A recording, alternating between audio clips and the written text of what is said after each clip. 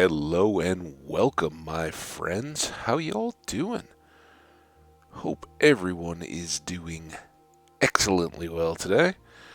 I know I am feeling good, feeling a little excited, a little butterflies. You guys may know what's coming up there, but decided let's go ahead and give this another run here in the Minecraft side of things. Hopefully the stream holds up all the way. If it gets cut unreasonably short, we will drop it back on over to Stardew if OBS should crash or anything like that. But we're not going to plan for that. We're going to plan for the worst. Have a good day. Try to, as I said in the tweet, get back to not die, because that's always rule one in Minecraft in hardcore. And then rule two is try to come back home. So we shall see. I think we're good. Let's go ahead and... It's not inspiring me with a lot, at least in the little stream deal. Let's do a little count here. Alright, so I'm going to click the button and then count to see my delay. 1,000, 2, 1,003. Oh, it's like 3 seconds beyond. Alright. Main concern here, OBS looks rock solid, but the stream manager is saying we get a high bit rate or a low, I don't know. Red means bad, and then it's saying the average stream bit rate is too high. You know what? Go be a poopy pants somewhere else there, game. I think... I don't know. I'm still too new to this. Unless I see a problem, I'm not going to worry about it too much. Just be aware, guys, I am watching the chat on my processed stream, not on my laptop. So if it takes me a little bit to respond to your comments, don't worry about it. I'm watching them hanging out. But let's get going. So we're out on a boat trip. I do remember this. We'd found a couple igloos. We'd healed a couple villagers. It was all very satisfying and wonderful. And now we're basically hoping to successfully cross back across the ocean, heading south. See, still headed south.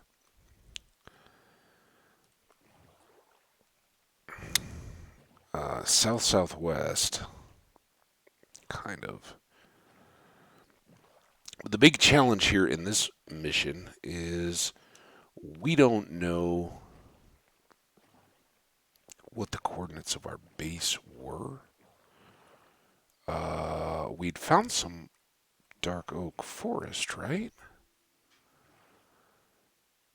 Yeah, I think this might be good. Maybe. Or I could be completely off.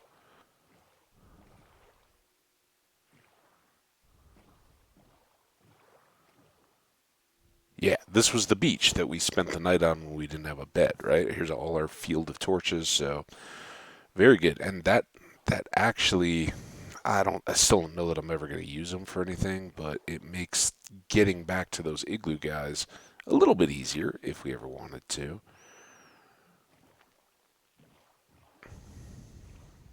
So now we'll just come back along the shoreline here.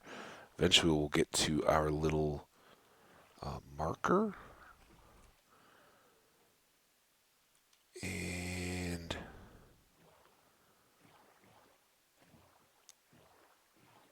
I thinking we're still missing our respiration helmet, so I'm not going to worry about any of that kind of stuff. Let's just get back, kind of reset everything, figure out where we're at, get the base coordinates noted because I had never done that, and what a good way to make everything pretty well broken. So I think that's the big stuff that we go through on our shortcut, right? When we're going over to that kind of shipwreck on what we thought was along a finger of land, but actually had a little separation. So it's right on the edge of that island. Oh, good to be back in Minecraft again. Everybody have a good weekend. I certainly hope you did. Hope it ended strong. Last time I talked to all of you guys was, of course, before the big old hockey game, and it was the best game you can't find. Well, I don't know. It was there was some ugliness, and of course, I'm a fan of one of the teams, so I'm going to be a little bit predisposed. Um, I thought if anybody doesn't know, I'm talking about the NHL playoff game on Saturday between the Colorado Avalanche and the St. Louis Blues, and unfortunately, there was some injury stuff that happened in that game, both on contact hits. Both had a little bit of question. So the first was a hit that had a variety of possibilities, and I think most of the consensus is maybe it could have gotten to two, but it really was more unfortunate positioning than anything else. Is this the way I'm supposed to be going on this? Does this actually go all the way through? And if so, how did I miss this?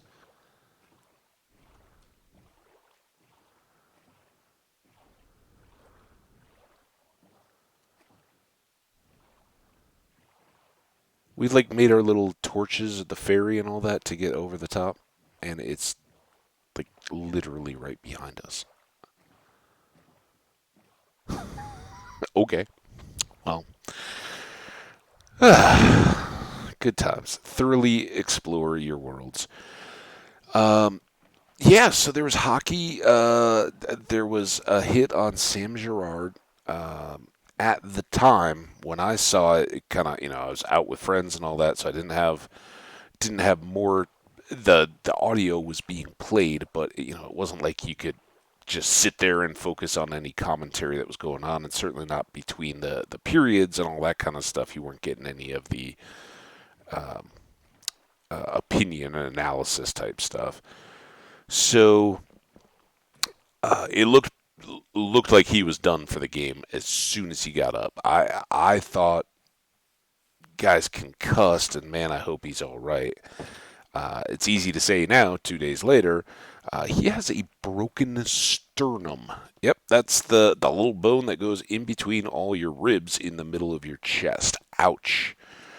Uh, that doesn't sound good, but obviously, unless I don't know much about sternum injuries, but I'm thinking that unless it was just the um, luckiest of outcomes, he's done right till next season. Have a nice have a nice recovery. Hope it goes smoothly and well. You'll come back in a while. So we did. I think part of our mission was to get this map fully, completely filled in. We did that. You'll notice I have not yet done anything about getting the coordinates, but we'll do that before we leave again. These go up here. We could make some more arrows. We got a little bit more coal, and now we have 2 pieces of obsidian. Not quite enough yet for anything, but still not bad. And we hung on to this, and more so than this. I mean, we've got iron shovels, but um, this would be a good first trip to the Nether piece of gold armor if we don't have anything better. I don't want to make something. So here we go. All right. Our food is in relatively good shape. We do have a lot more bread. Let's get this done before I forget, because as much as I joke about it. All right, base is at -25 and -119. So for reference, I know you guys can't see this. Um, the two igloo villagers on the x-axis are at -509 and 226, so opposite sides of our base, and they are about 3,000 blocks on the Z, both of them. So just just under that on the trip. I don't know. We'll see how far along we want to go, but I think just setting up the villager trading hall kind of deal is the way to go there. All right, put that away. All right, now we're back to business. Oh, last thing we had done was around here was to run around and feed some of the animals and go check out a couple of the little cave holes here in our home area. I do think at some point it would be good to get some more uh, diorite in a mining trip. So why don't we do this? We've got the four. Let's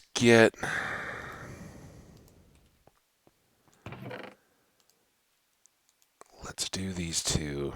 Make a few more arrows because I want to be as safe as possible. And we'll maybe take an extra stack of torches as well. So what I'd like to do is try to light down to some more of that abandoned mine shaft. Maybe without doing too much. Before we really get into that, we need a stack of better food than bread, right? And this boat doesn't do us as much good over here as it will on this side. And then I'd like to go back out with the respiration helmet too and get um, like that portal that we swam or boated over on the way back. Some of the shipwrecks and things that we noted, and just further explore that kind of closer ocean, I guess. Imagine some quotes there. Depends. All relative. What's closer? But we haven't really seen if that ocean does go around this way at all. If we just go straight east, do we get any villages or barbarian towers or anything like that? So yeah, give that a shot. But we can certainly come here and grab out a bunch more of this diorite. The only concern here is water. A lot of this has had submerged lakes in it, so if we poke through into anything, we'll have to leave it alone. But I would like to at least get up high enough to have another ceiling and floor combo above our heads, so we can be on the ground floor and not getting rained on if any weather comes through.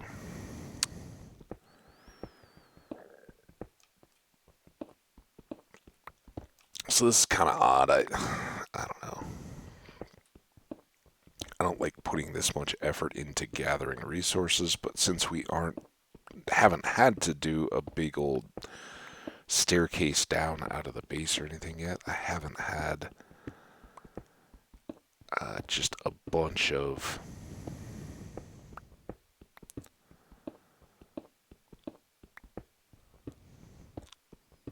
supplies yet.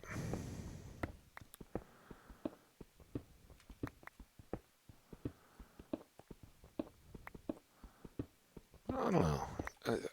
There's a bit of a gap. There always will be in terms of what I'm what I'm seeing in the game and what I see on the stream. You guys all know that. You're all very experienced at this, but it doesn't look to be running badly or choppily as I'm watching here. So I don't know what you're talking about, Stream Manager.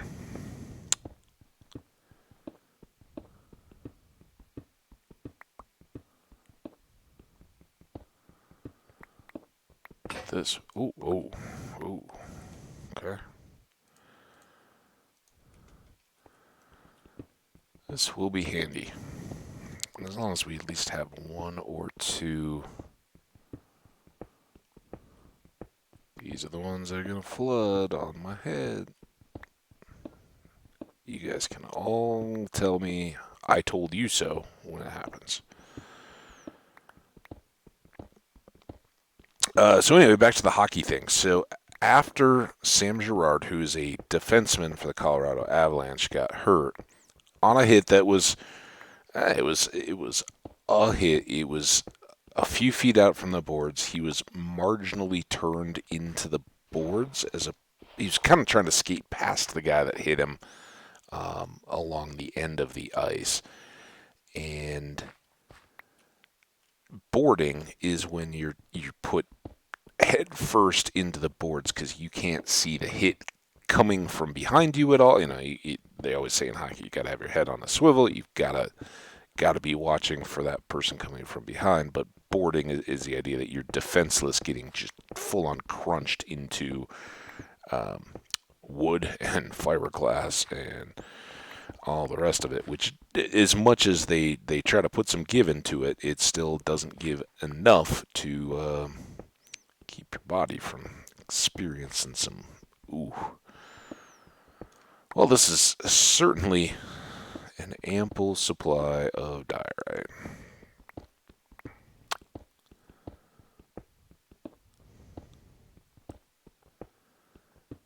One of those things, I guess, right? It's never there when you need it. As soon as you do, as soon as you're before it dries up, but this time, not so much. We are getting a massive supply.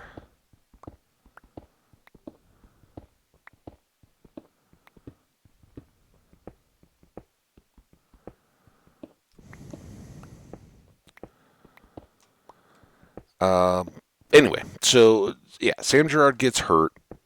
At the time, nobody knew, but knew that it was announced to the announcers, and I don't know that it was announced in the stadium or anything, but it was announced on the commentary that he had been taken to the hospital. And at the time, I think I and a lot of other people were thinking that's a concussion. He looked dazed, which you can imagine if your main chest bone just broke, you might look a little dazed too. That could have explained a little bit of the expression on his face, which at the time you kind of go, oh, he kind of looks like he doesn't know exactly where he's at. So,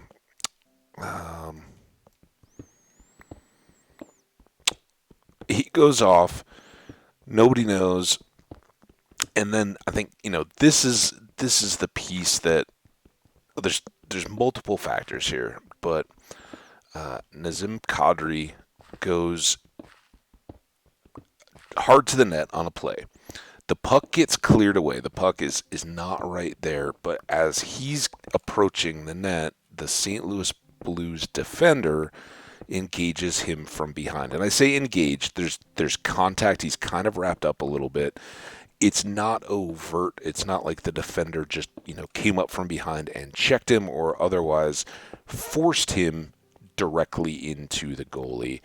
But he does engage him, and does he limit Kadri's ability to turn or get away is the question, because what happens is Kadri ends up going into the net on top of Jordan Binnington, the St. Louis Blues goaltender, who was having an amazing series. Had a really good one when he stepped in against Minnesota as well. So you hate to see that happen. And as a Colorado Avalanche fan, I do. You don't want to see anybody go out. And much like when we lost Kemper for 2 games in the first round, when he initially went down in real time, it didn't look too bad. It was kind of like, okay, well, that wasn't a particularly hard collision or anything like that. Yeah, they all ended up in a pile in the net, but that happens a lot. It's all fine. And only later did you see that his leg was kind of caught badly, and he sort of got up, saying like, yeah, I think I'm good to go. I'm good to go. And then I think everybody who was watching just had that kind of sick feeling in their stomach. His leg just kind of buckled on him as he was trying to stand in the net and get his bearings, and the trainer was kind of like, no, you're done. And that's too bad for either of those players, both of them. And this is kind of what the news of the day is and everything. You don't want to see that go any further. You hope that yes, they can still be physical and they can go out and do their battling and try to uh, get deep into the playoffs. I certainly hope Colorado is the one that comes out on top. I don't think they need to give anything away to, oh, well, now we feel bad for you in a game that does involve collisions, so we're going to stop trying because, your goalie, and no. I think both teams will play very tight, but Nazem has a player history that he has always been a tough guy, and when he was young, he played in Canada and Toronto, where the eyes of the hockey world are on it. He got a reputation. He got the everybody assumes the worst, and everybody coins him with that dirty. The difference is Kadri is I think he was in the 90 points this year. Um, I don't know. I don't have his stats in front of me. This is not really a hockey commentary or anything like that, but he is a skill player, a good goal scorer, and has had career type numbers with Colorado since arriving here. In conjunction with, he needed to get out of Toronto at the time, and this is fair criticism for anybody who wants to say it. He needed to get out of Toronto because so much bad press and all the pressure of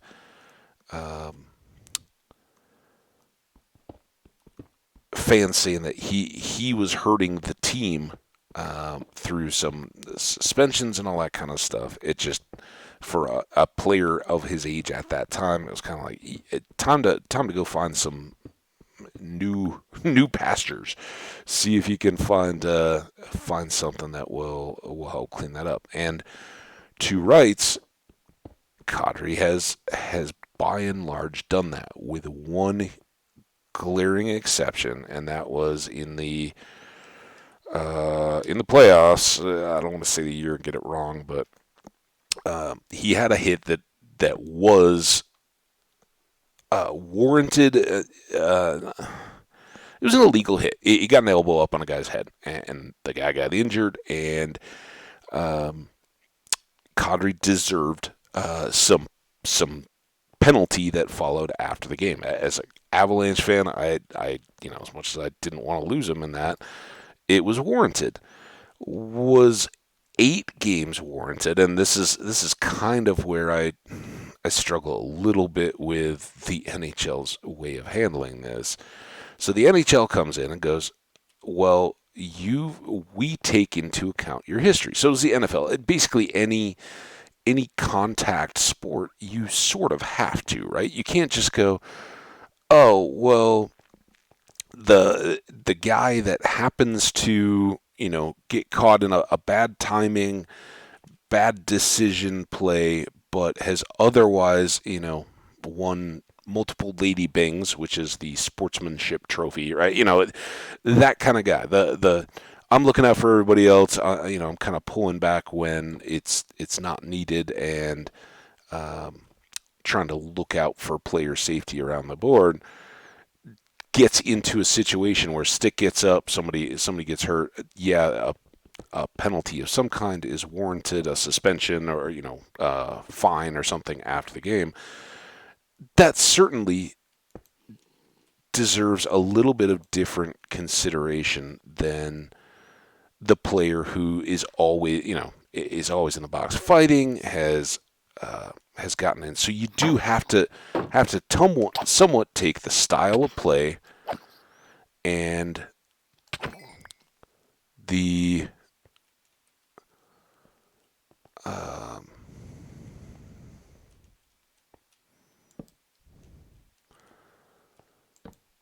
propensity to go after people or to turn back around and throw down the gloves or gets tripped. And this is one of those players, and it's one of those things that when you're looking at building a team, you're talking about, does this team have grit? Does it have some of that? And grit, for better or worse, does come back to, are there guys who are willing to go take a penalty to show the other team, hey, you can't just come be physical, or targeting is maybe a poor choice of words with the NFL and targeting, college football, particularly targeting on returns and catches and things like that. It has a more of a deal, but that used to be a deal where your star skaters in hockey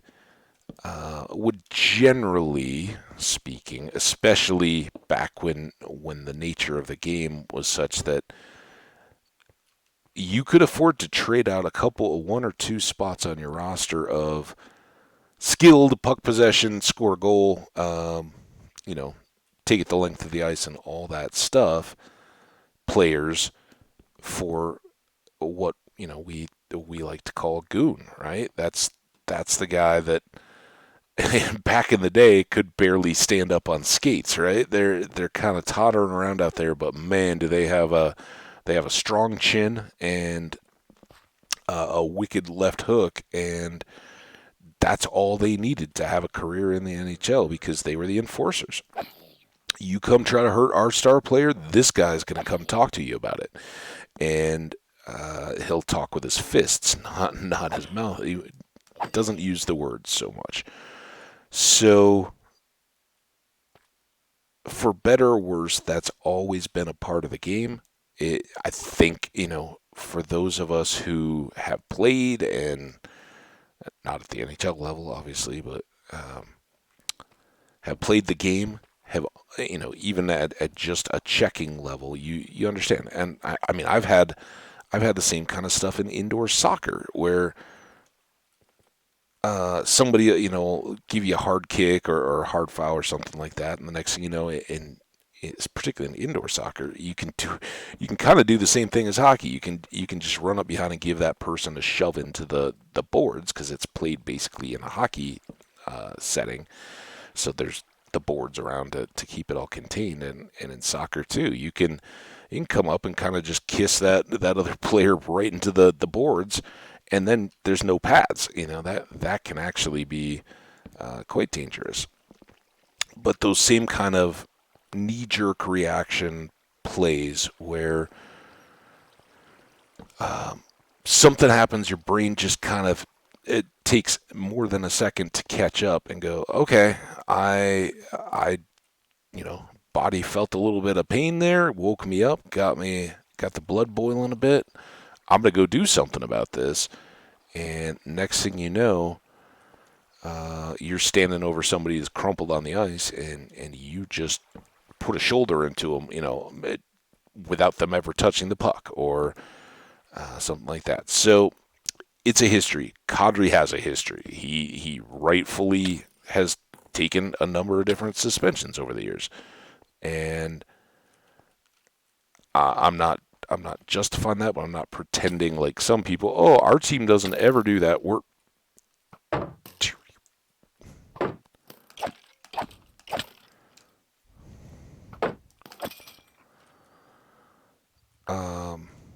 we're perfect, they're not. That's not my, I think most people would know that that's not my outlook on most things, but particularly in sports. Like, okay, we're, sorry, need a little coffee there. We're playing this, we're in it, and yeah, I can certainly take the consideration of Kadri into the background. I don't think he went in there with any kind of an intent to retaliate or injure. Having watched a lot of hockey, I feel pretty confident when I see those kind of plays, and I've seen enough go both ways to know. I don't think I don't think that was his deal. I think he was following up on the play, and yeah, hey, I'm in the situation. I'm not just gonna skate by and not let him know that I'm there, kind of deal, right? I think had he known in advance what the outcome was going to be, I don't think there would have been a chance that he went in there. But again, it's hockey. It's like, well, yeah, if you just, if you're engaged with a defender, oh, dang it, stupid skeletons, and um, the play takes you into the net, you're not gonna kind of try to roll out of the way and risk injuring. Like, hey, I don't know what does a hockey player run, like 230, 240, something like that. I'm 240 pounds of weight, and yeah, you're gonna probably feel me. I'm not gonna just bring you hey, it's good to see you, a bouquet of flowers or something like that, and a nice little gift basket when I show up. No, I'm gonna if your player is engaged with me and we're going into the net, okay, there we go. And I don't think he was hoping that that would happen or anything like that. It just kind of did, and both in the flow of the game and after, the officials on the ice said no, it was not goaltender interference. Um, which, by the way, there is a distinction for all of you guys that maybe kind of enjoying the hockey playoffs. You don't watch a ton. Uh, don't feel the need to be a rules. Oh, see, here we go again. A rules stickler, or you know what, the most exciting thing of the off season was that rules committee meeting that redefined that, whatever.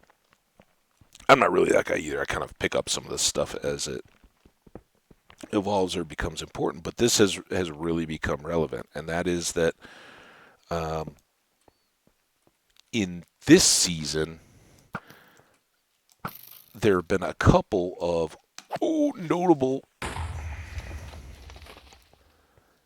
goals called back, goals waved off by officials for goal contact with the goalie, and that is different. That's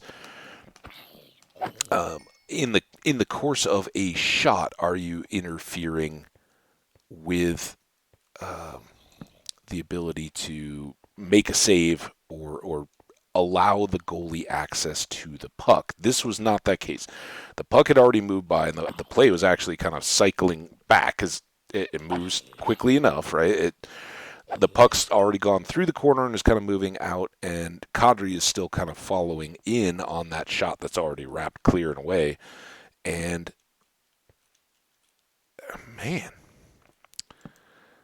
it just ooh, this could be a bad situation.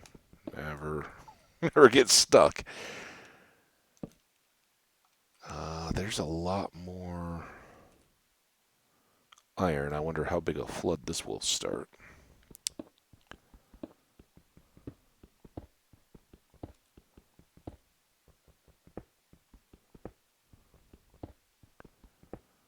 Is that all good? Okay.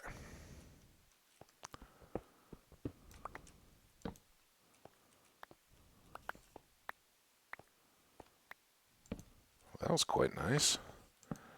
Certainly makes up all the torch or all the iron picks we just used. pretty much right in that one spot. We've already had some other iron. Okay, there's our first torches. Actually, only half a stack.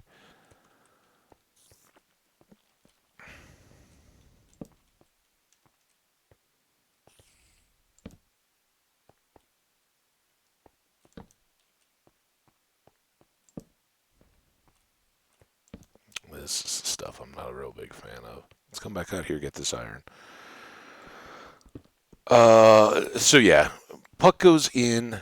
No call on the ice, which I think was correct. There was engagement. They went in. Um, Kadri was not diving or dropping a piece of his body directly into Binnington. He wasn't giving him the people's elbow or anything like that. He was kind of just allowing himself to follow into the net. And the question, of course, is how did he make an effort to get away? It looked kind of like he was. If there was enough time in it, I would say, yeah, he is doing the bit where you tried just hard enough that you can say, look, I tried, and then knew that it wasn't going to be enough, and he would eventually end up in the net with the goaltender and the defenseman draped all over him. And that's pretty much what happened. So,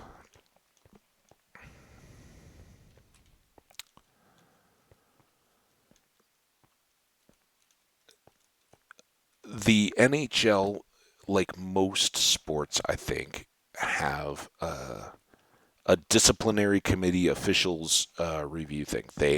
In the hockey, I think they do a pretty good job of it. At least they have this year, where you'll hear, oh, they're Toronto's taking a look at it, and that's where the league's offices are. It's where the officials are, and they have um, multi-camera feeds on all the goals and all the gameplay that's going on. So if you have something like this, they can go in and in fairly real time supplement the calls on the ice and what's going on. And they actually will talk to, even like right in the wake of a goal, they will get on the headset with the officials, and you'll often see before they go out and do the little point at the center circle to indicate a goal, or do the missed field goal signal, the crossed arms wave. That means no goal in this case, but is pretty universal, right? That's why I say NFL, you miss a field goal, it's the same thing. The no good signal. Before they give either of those, a lot of times they'll be on the headset and already talking with the league, and it's this idea of team collaboration in officiating. That's I think a wonderful thing, and it seems it's taken 20, 30 years of instant review. Baseball's been a little slow to get there, but maybe they're even coming along. Uh, we can not interrupt the game, not make it so much slower or longer that it's unpleasant for fans, but get a more consistent and fair outcome if we get the most people and the people in the best places to go. And so they seem at least to have a good balance of, we're going to try to prioritize the game that's happening in the building, right? That they have a different feel, and it will often have a context when you're there in the moment. So officials on the ice get the precedence, but if there's something overtly missed because you can't be looking everywhere at once, if you're an official, and sometimes things just get missed, So the officials back in the area can come back and go, no, you know what? We see clear indication that what was happening in real time failed to capture so and so an offside or a high stick or something like that, and so we can give the um, the added information that you didn't have in real time to make it accurately reflect what was going on uh, as the game was being played out. We're getting a little low on pick here. So I think what we'll try to do now, well, I say that, I don't know if we'll ever get back up here again. Let's see if we can fall in the hole first. There's another one. And another one. Like I said, iron is not, with this cave system, iron is not going to be a problem early game for us. This is as good as a mountain, frankly. Um,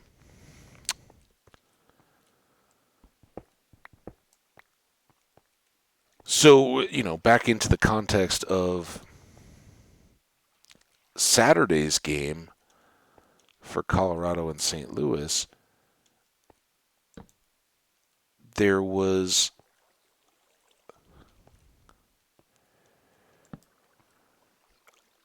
I think ample views. I don't think much was in dispute, and fans are always going to dispute intent and back and forth, right? And as much as I want to say, oh man, that hit on Girard was clearly from behind, I have to accept it. I guess I don't have to. Most people don't. I've got to accept. I'm a fan of the team, and I'm looking for that to be favorable as an outcome, not necessarily what um, people with a different view would see. So I accept that easily, and I will say I was really kind of happy that uh, in both of those cases and throughout the game, the game wasn't being called overly tight, and that was fitting with these two plays. Um, the refs were basically letting these two teams play. Both have looked really good. I mean, it's been a fun series. The injuries aside, um, I think a really well matched series, and one that will, as long as the two survive in good enough shape to still be effective at how they want to implement their own game plans, this very well could give you a final winner. Although that Edmonton Calgary series got good last night too. So there's just a lot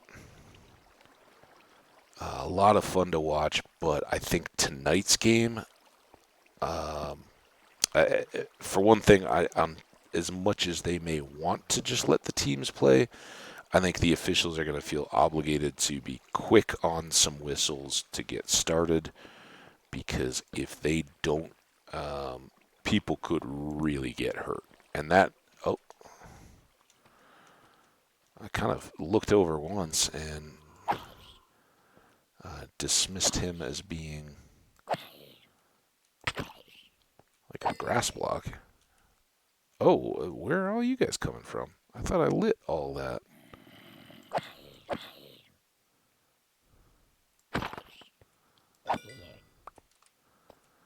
Let's get some light here so we don't have stuff waiting for us. Oh my. Oh my. So, yeah, for the sake of not letting this turn into a retaliatory grudge fest, I hope um, that getting in, it may seem ticky tacky, and I hope they even tell the players, hey, we're gonna call some stuff early on here, so be ready and be aware and understand. We don't want people getting hurt, and I think players are pretty receptive to that. I hadn't noticed it so much. I wasn't sitting at home looking at a big screen TV or anything like that, but some of the commentary and stuff I heard after seemed to indicate that the both teams kind of collectively saw the injuries happen and kind of had a oh my moment. uh, let's let's not get hurt, guys. And it seemed as though um, focus went a little bit back from, hey, we're going to impose our will in these series and be tough playoff hockey teams, to we're going to focus on getting goals and not putting ourselves in a position where we could get hurt. So we'll see how all that plays out, but I think it's going to be another battle. What that battle looks like, though, I don't even know that I could guess. Does it go into the chippy um, battle of, hey, we're gonna hit you to show that we're upset, and then it escalates from there and there and there, or does it really just turn back to skills and goals, and both teams looking around at the other series, which are suddenly getting much more competitive? It had looked like we were on the way to a couple sweeps. Florida, wow, Florida looks like they're in trouble. Um, they certainly didn't pick a good opponent to put themselves down 3-0 to.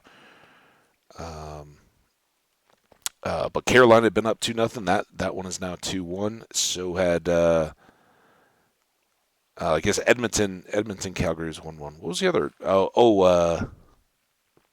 Rangers coming back. No, that was Calgary. What am I not thinking of? I guess there's only four. uh, this is why I'm not in sports.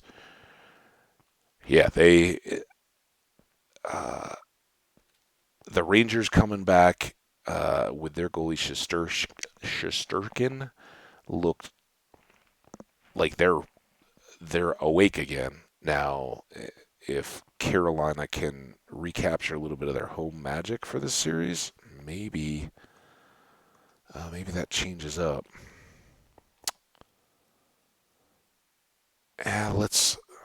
Let's go. We've lit this pretty well. I think we're getting down to that point, and with all this extra iron and all this diorite, we can go back and work on the base a little bit. Is daytime.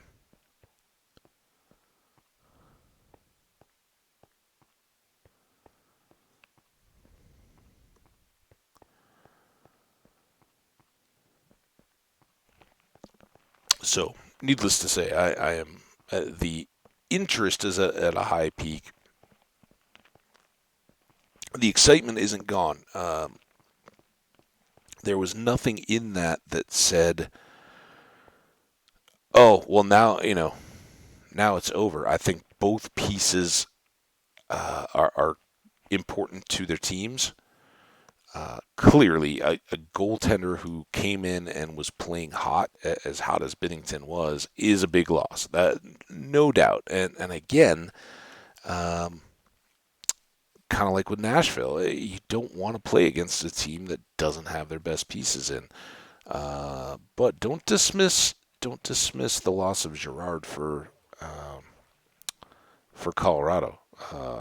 Top four, lots of minutes defenseman. I mean, certainly Makar and Johnson are going to get a lot of talk on the defensive end for Colorado. You don't get in the best defensive player in the game conversation if you're not worthy of that kind of stuff. And so I think, for the showing up for the playoffs types fans, yeah, they kind of go, okay, well, it's all right. We still got the guy whose number I know. Yeah, but you lose the ability to eat up all those minutes, and that's gonna start cutting into the productivity of your um, top line players. So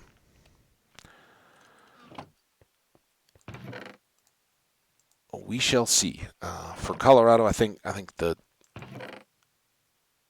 consolation there is Bo Bynum has come back late in the season. Young guy, looks uh, looks to be, have a very bright future in front of him. And he had concussion issues to start or throughout the season, but intermittently around those was playing very well. And the question becomes, as he's had more time back, is he now ready to step into an expanded role, more minutes there? I think he certainly is entirely capable of it. So not too worried on that front, but you don't like to lose a piece as significant as Gerard. The next piece of that is the social side. And here on Twitch, we know a lot about this. If you've been in any amount of chats, any amount of time, you already know. And Twitch, in some ways, is a relatively tame place in terms of that. I don't have a lot of firsthand experience, but the Call of Duty and Halo and some of those multiplayer waiting room for battle stuff, I hear that the kind of racism and horrid stuff that goes on in the comments there under the guise of talking smack, which doesn't really cut it for me. I mean, you are so low if that's the best you can come up with. Up your game a little bit, and I would wish that what I hear can just be more routinely thrown back, but all those people are waiting for is for one person to react and get upset. How dare you? And then it's kind of junior high gang mentality. Oh, listen to the crybaby, blah blah blah blah blah. Well, unfortunately, in the wake of all the stuff that we talked about, the Bennington and the Kadri background and personal history, ESPN ran an article late yesterday. I saw it during the games at some point that local police had been brought in, and I don't know if the FBI had been engaged or not, due to the volume, not like turn up the volume, but the amount of death threats and physical injury threats to Kadri in the wake of that game. They did not. He did not feel safe in the team hotel as things were. I don't know.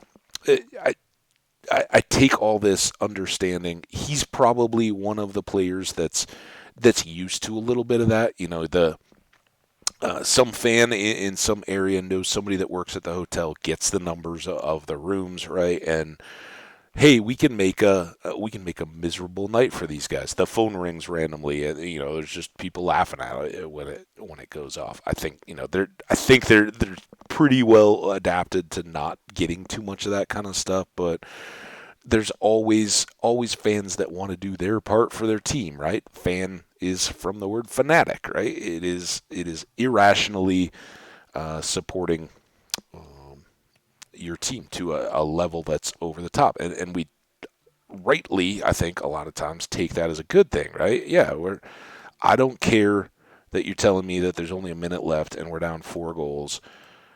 I still believe that the craziest game I've ever seen is about to happen, and I want to be here for it. Try to stop me, right?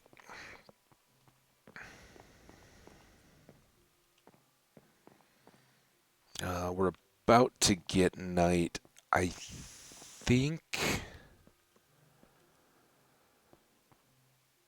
the time has come. How much coal do we got? A lot of coal. We got to cook this iron too, but I think the time has come to cook some stone. There. We'll get a stone cutter going. I don't know that we gain or lose anything with that, but for the slabs and all that, it's nice to have just custom amounts. I think we do on the stairs, right? Isn't that where we gain the advantage? Where it would be 6 blocks to make 4. With the stone cutter, we can get a few. But I honestly don't remember what the recipe is. Still kind of trying to figure this out. I think we need slabs. Certainly we do for the grindstone, but the stone cutter? Get it? Oh. Stone cutter. Oh, at least we have the recipe. All right, 3 blocks and then an iron. So we can get more blocks. And I guess we can make our grindstone while we're at it, right? Let's see if we do this right. Nope.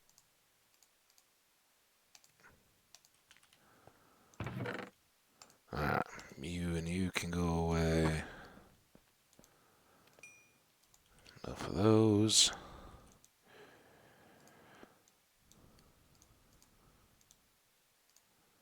There. Perfect. For now, at least, let's keep this down here. But we'll take the stone cutter up. Oh, we still haven't slept.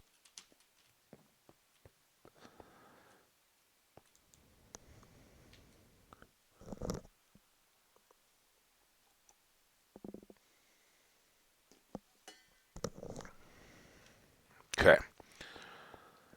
Now, what I had talked about was I think I want to make this a spiral.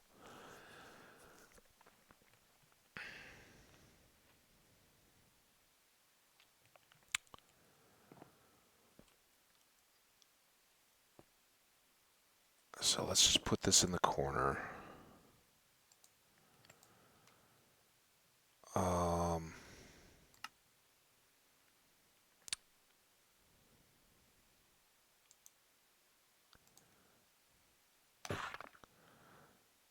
Stack of those, and then here. So this is the trade-off. Now we get 1 per on the stairs, and we'll go ahead and take 32 of those. I don't know that I'm gonna use them yet. What I was kind of thinking for our staircase.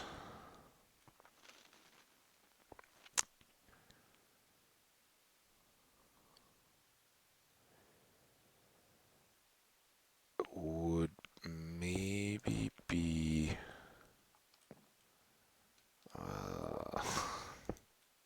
this may be awful.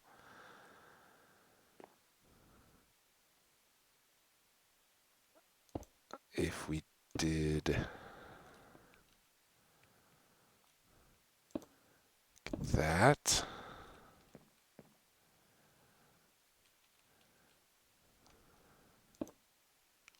Ooh, that's not gonna work very well, is it?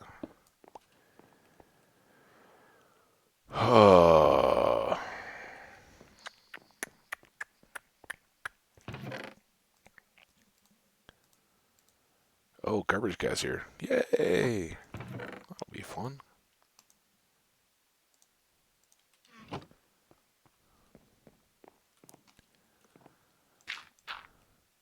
Worst part here is I don't even know that this is.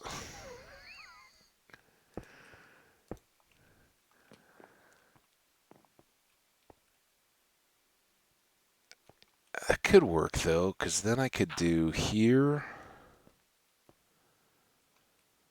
here, and here. Dirt.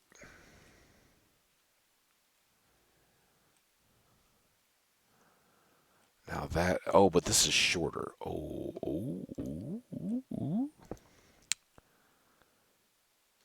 Now we want this level up on top here to be half slabs across. I want a high ceiling in this low area. So that would be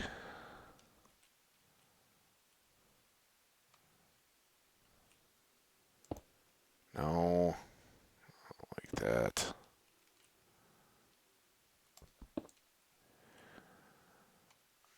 There. There. And then what what if we just do one more of these up, right? Now we're at floor height.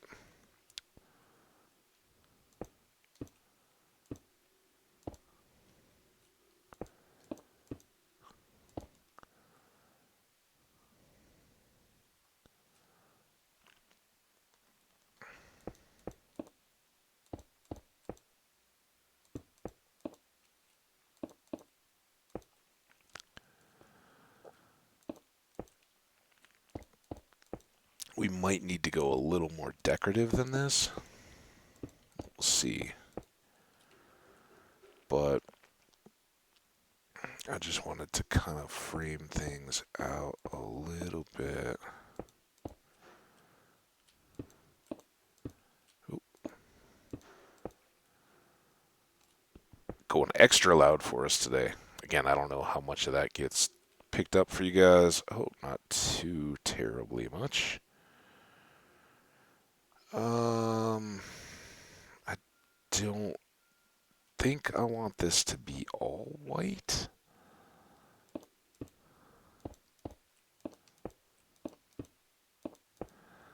But I also want to have this anchored.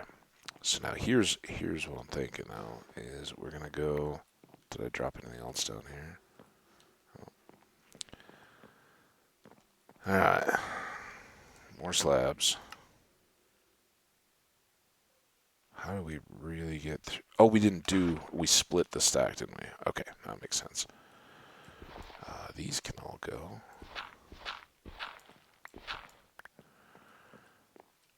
But I think what I'd like to do is then reverse this. So we go here, here, here, here.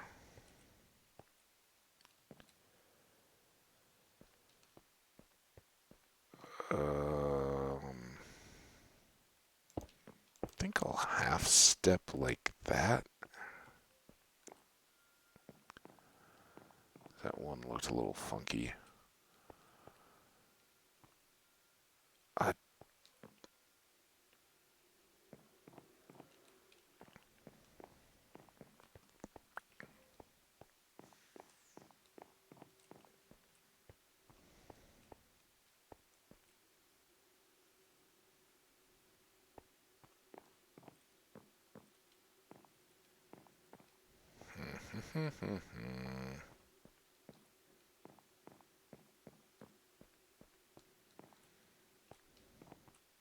I'm not struggling to see the deal. I'm just thinking here.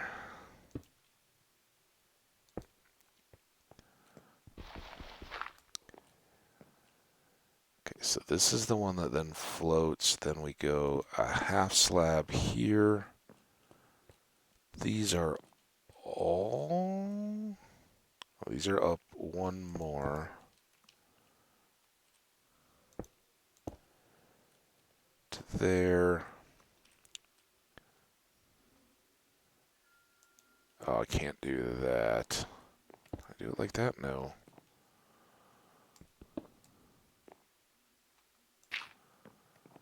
There, there, here. I think that may need something too. We'll see. See how that's just kind of floating as a single stair. And that one is too. And I don't. Not super wild about that, but it might be okay in that context because it's kind of like it's supposed to be a little lighter of a staircase. Getting this double spiral kind of effect going. But anyway, we've got steps here, here, here, here,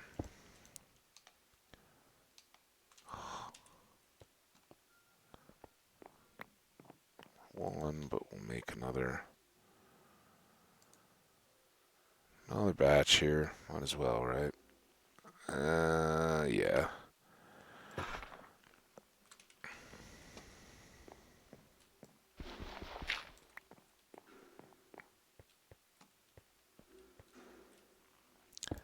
There. And now we are back up to height. And we also have a whole bunch of slabs now. So I'm thinking four out from the sides, and we're just gonna have to figure out what.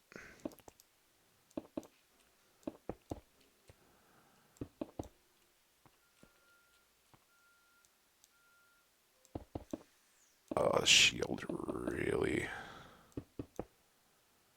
bugs when you're into building mode.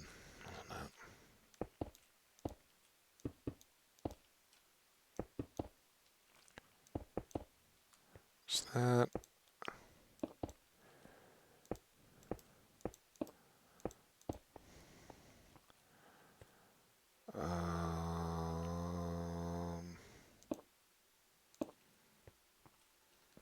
And this is kind of what it is here.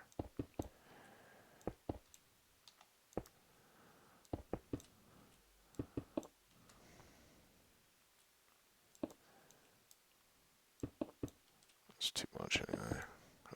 Oh, sun going down is. It's very intense.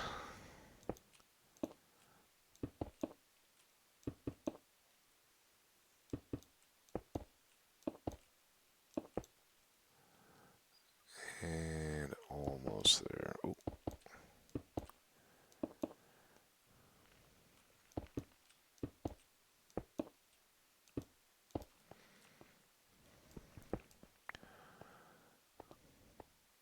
So you guys think of the double staircase? We'll take a better look at it here. I kind of rushed out.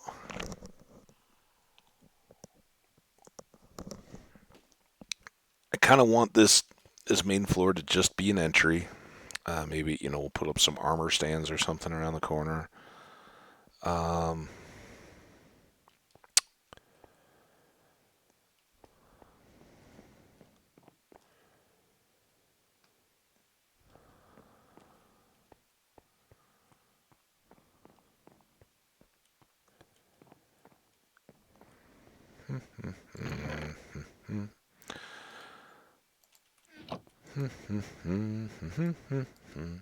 And for anybody who's not real wild about the building stuff, apologies, but I kind of just wanted to give this a. Oh, let me meet you guys for a sec.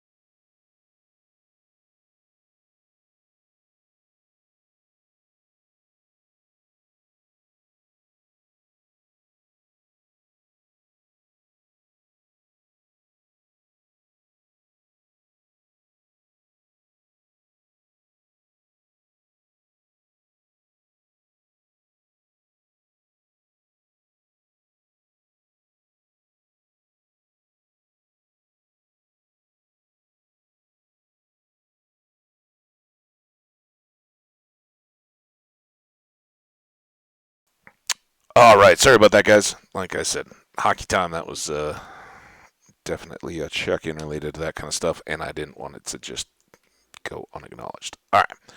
Anyway, here. Let's get those cooking while we're here. This can go here. Now, I made all these so we can do.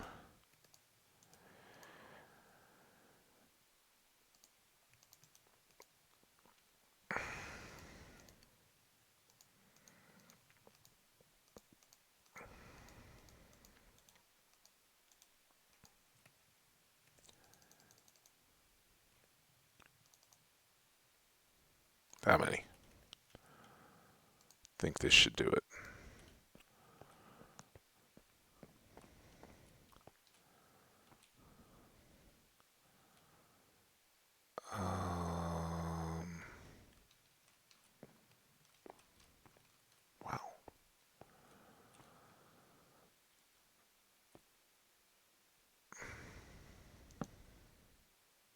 Ooh.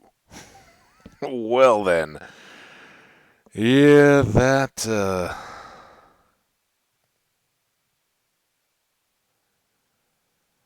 huh.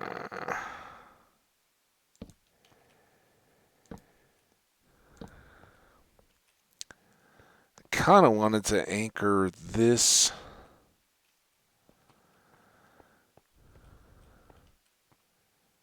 as like the exposed part of the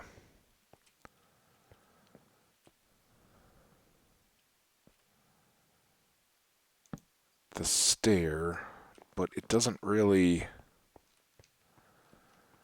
connect very well. And it's going to float because these, of course, are slabs, not...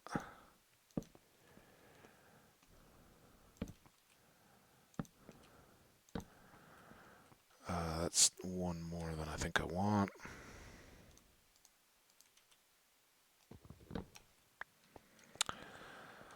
So now the advantage to these is we could...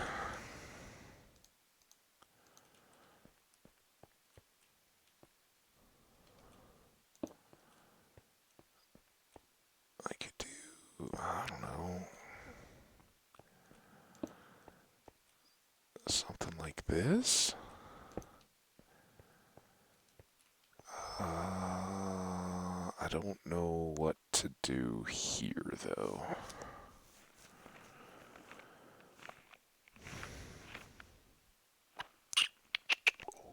I don't know if this will work.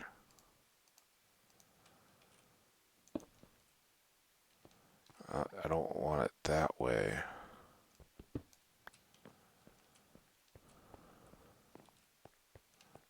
No. I don't know if there's just going to be anything I can put them onto. So let's go. Doom, doom, doom.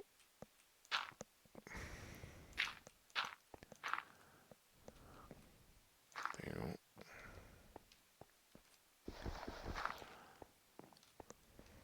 This might make the whole thing too heavy.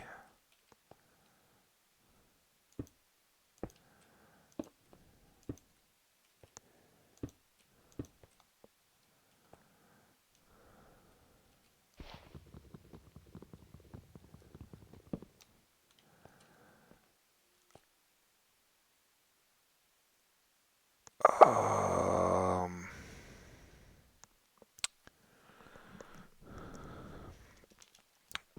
what if we did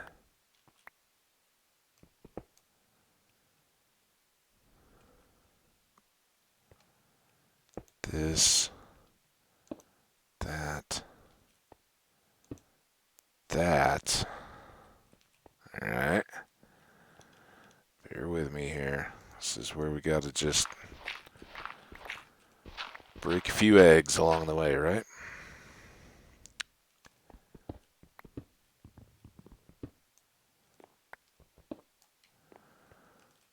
Why did that... I thought that one went in well. Is this going to be trouble? Oh, wait, that's the wrong one. Never mind.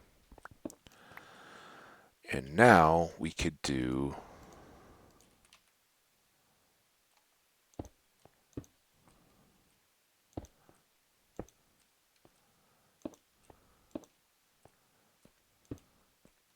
How about that, huh?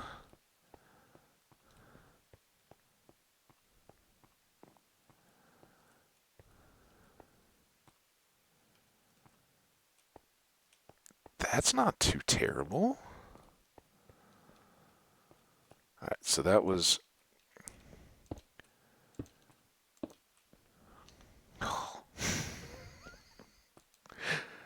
I'm using up slabs at an alarming rate.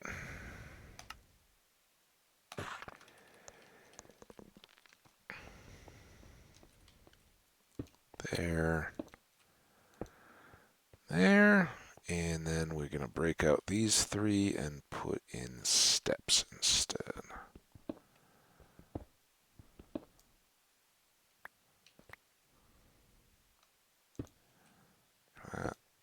Oops. Always something.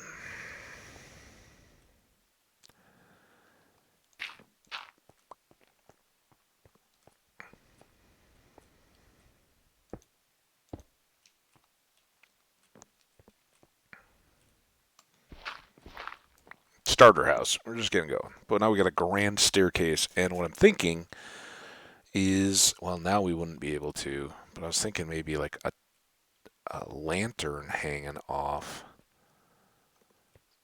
for a little bit more light around here.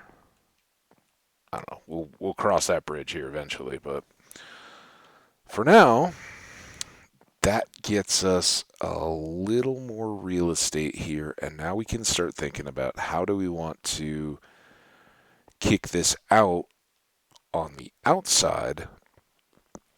And I think I want to have this open at least up another level, if not multiple. I'd said I kind of want to do a tower. For one thing, this doesn't really show up. we're we're just barely at the height there. We got the trees, so coming to the island from any of the water around the outside, you really don't see it at all. So we definitely need some more height, but I also think I don't want this to just be wood and um, stone, with a little white. I think it's gonna grow out from there. So as I kind of alluded to, I think the next piece is going to be getting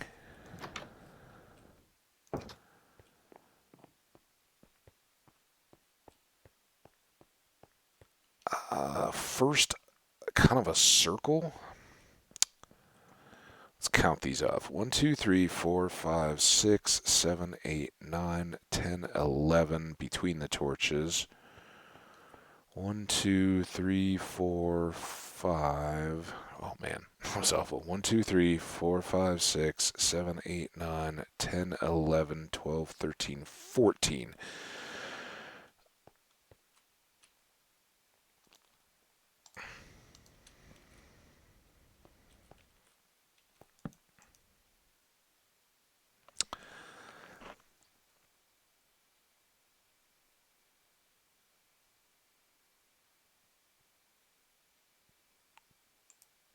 So, as I'd mentioned in the only other stream, I would like to convert this from kind of a square base to a circular tower rising up. And we're going to kind of do that with balconies.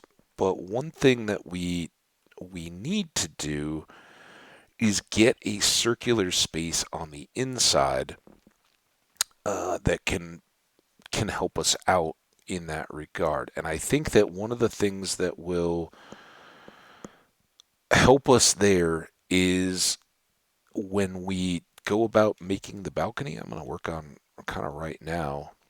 We're going to cheat a little bit more for an entry exit on these sides, kind of covered portico type things, right? That let folks walk in the front door without getting their heads rained on. Because obviously we have two different lengths here, and we want to make we could take the shortest side, right, and then pull these in and put our circle off of those, and it would be all right. But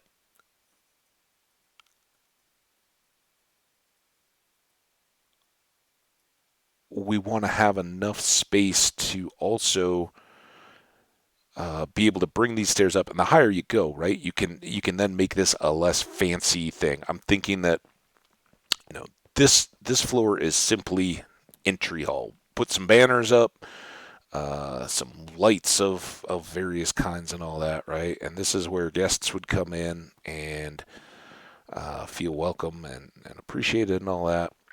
And then up here is maybe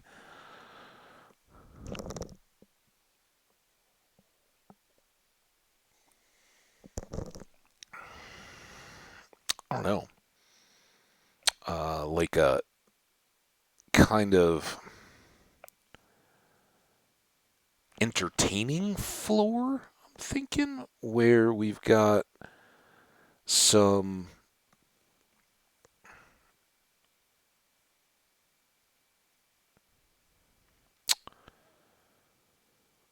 I was thinking kind of like, music couches. So we put some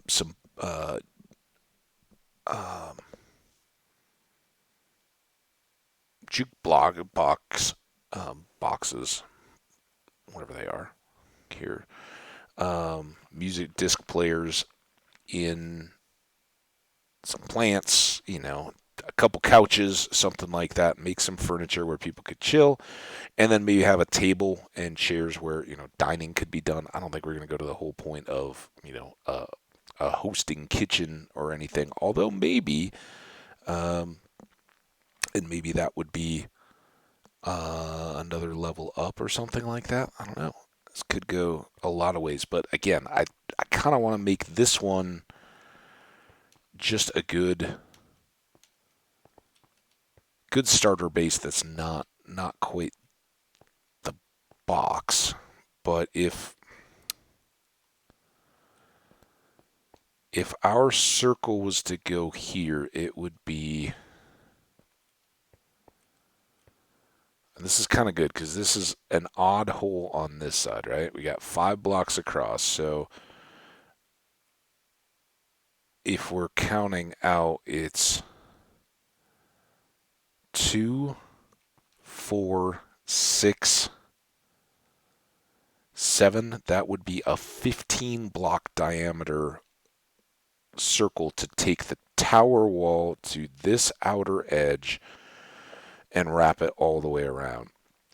And then have a balcony out on the outside of that. Um,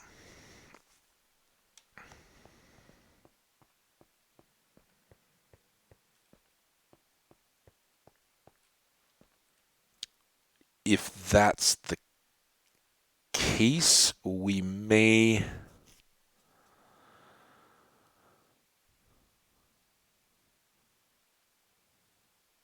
need to tighten this up a little bit more. Got an idea for that.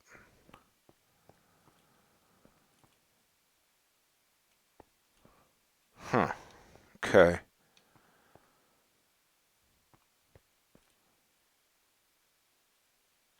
So let's just mark. And then do we have a center line here? I don't even know. 3.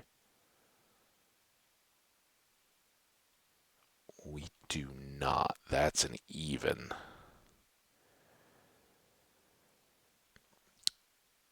So if I had to, I would cheat it to the plain side, not the tree side.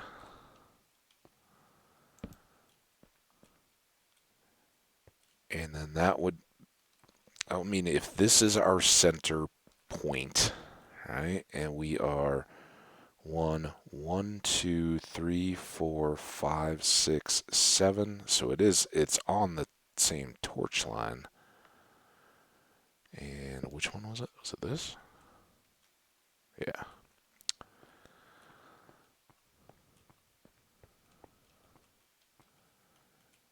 And there. So that would be the ring of our tower.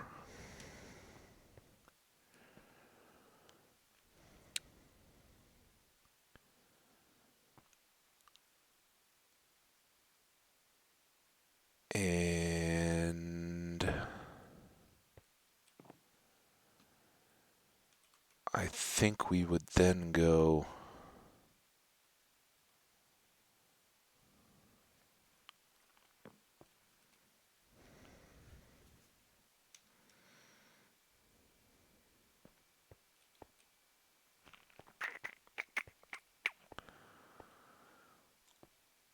Also, I gotta stack this, don't I?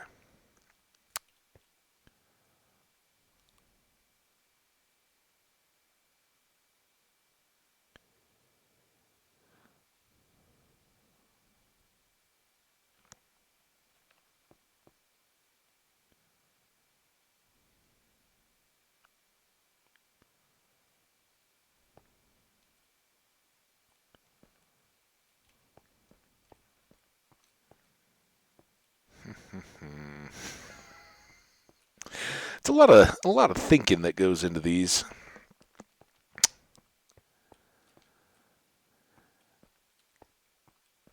So there's two factors here. One, we are now up to our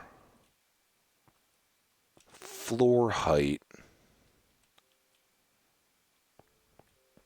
on the outside, right? Because, and I don't know that it matters that these are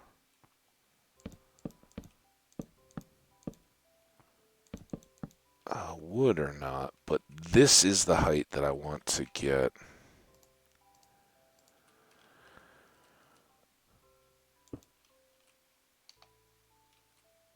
our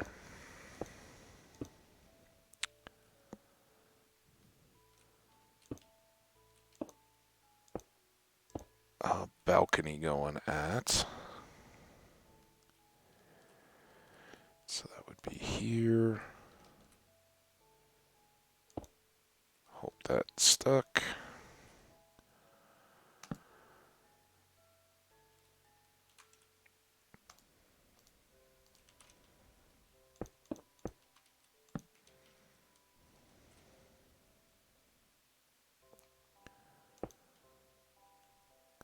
There, there, there, there.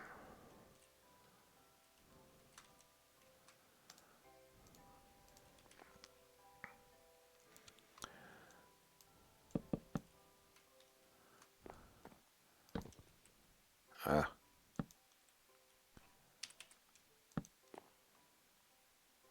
we got that right. That's how you throw off whole builds. Yep.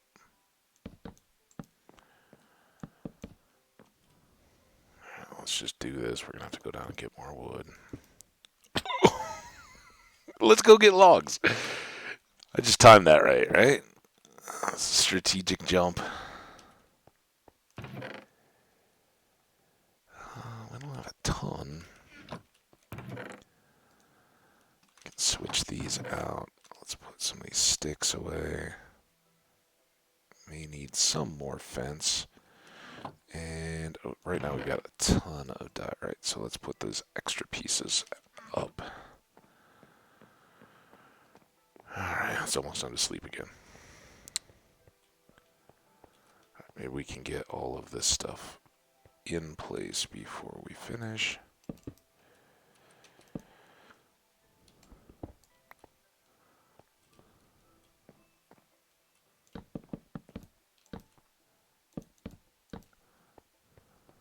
Let's do this one.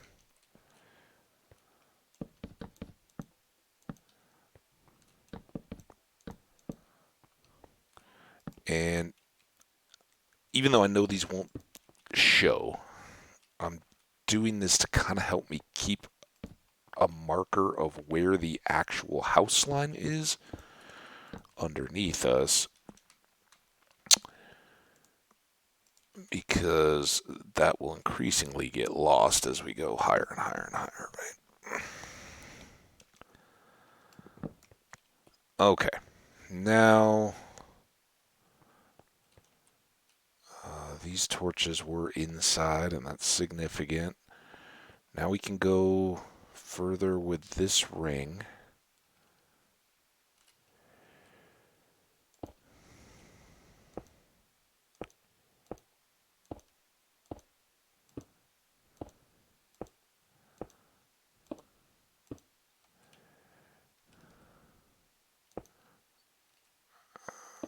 I think we I don't know exactly what we did. Something like this-ish, maybe.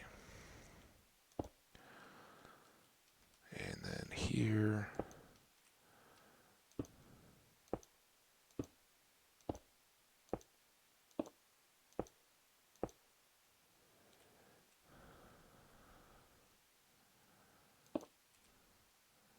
There. Maybe that was where he's got separated. There. I'll have to check that from the ground and see if these line up right. Not gonna make it, unfortunately.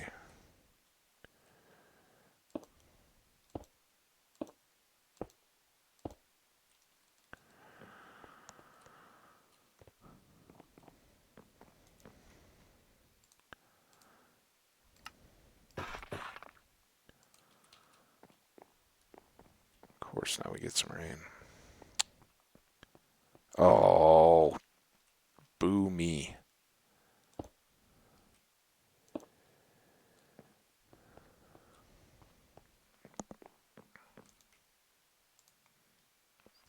Whatever. I'll take 18.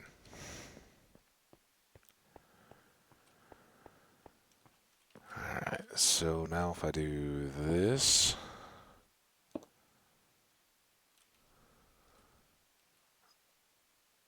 Are we getting one of these in?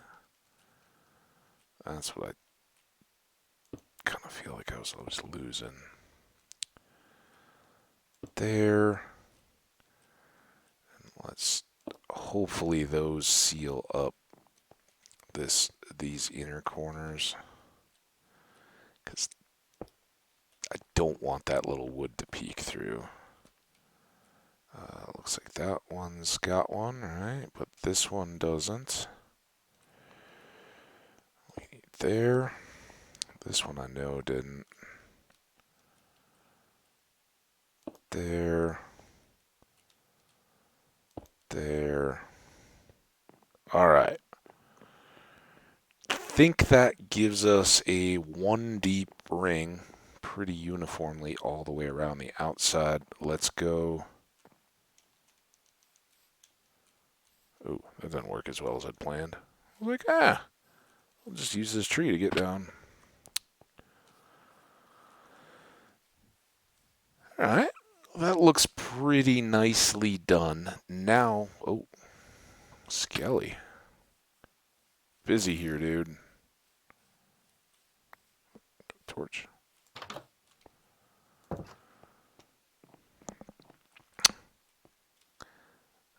Skelly would make it very difficult. That seems a little too eerily correct. Where did he go? I hear him. Let me see the Scully. Scully? Dana?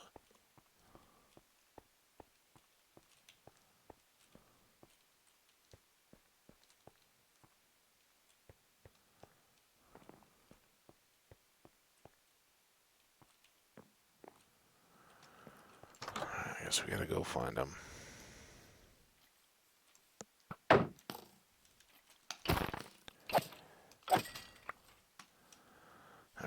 Now, hopefully we can... Oh, I didn't close that other door. Now, hopefully we can go upstairs and work. So this is actually what I was trying to crunch in my brain. Because we kind of want the deck to go out fatter on these sides. And really, we don't need it to go at all on here, but I'm already kind of caught. Although, this would be 2. Maybe if we did that to there, right? So this becomes 3, 3, 4. So, what?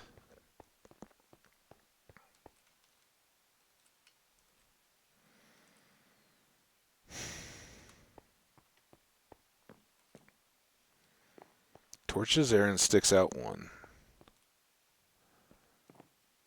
So that is not a half slab. That's a step. But I don't think it is. Ah! No! Well, let's just do... Maybe this is right.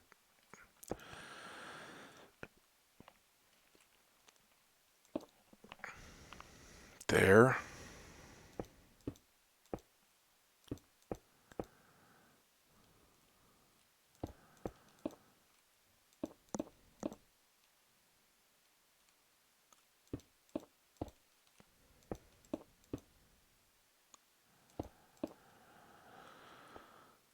now we can try to overthink this a little less over on this side. One, two.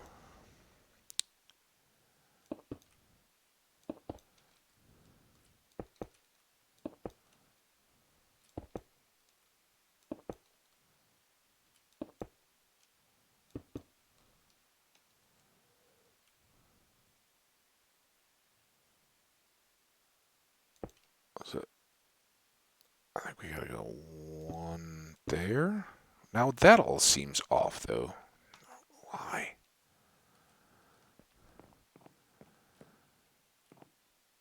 3, 3.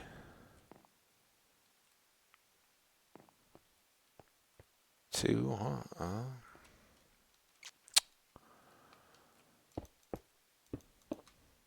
Those two sides match at least. Now is that... Yeah, 2 and 2 there, and then the 1 out. But not here.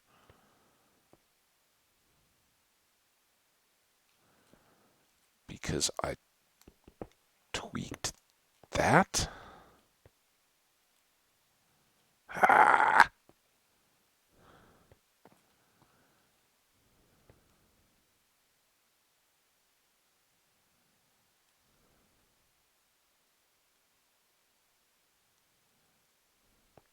Because I didn't have that.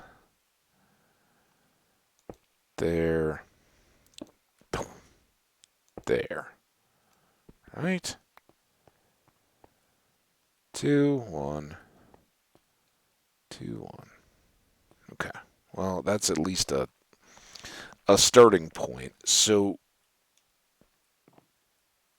what that could allow is that we could go out one more in our circle, for one thing, and make the tower, because these are internal, right? So this is all the space we have for rooms. And granted, the staircase is going to start shrinking immediately. It's still going to be there, so we'll have plenty of room going higher, but I don't know that we'll have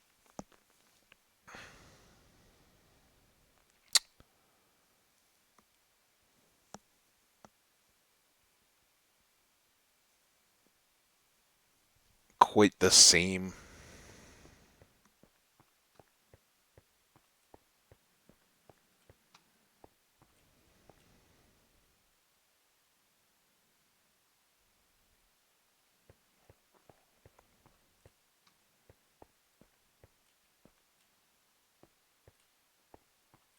I don't know. Maybe a tighter one is fine.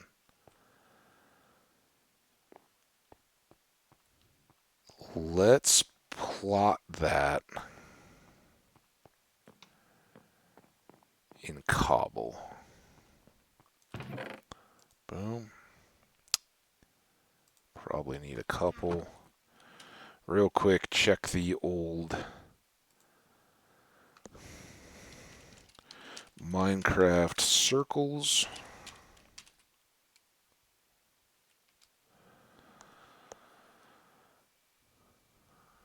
What do we think is a big looking one?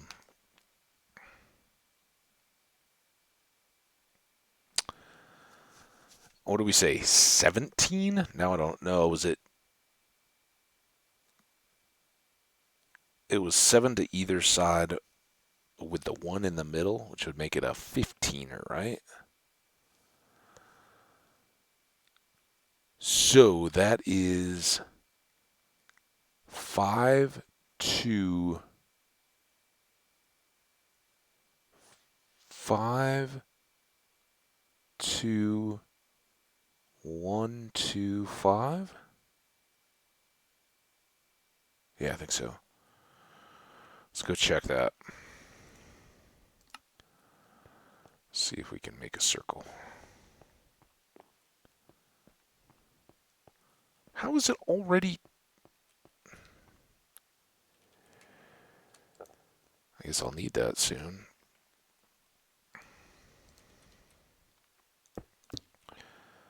2, 1, 2.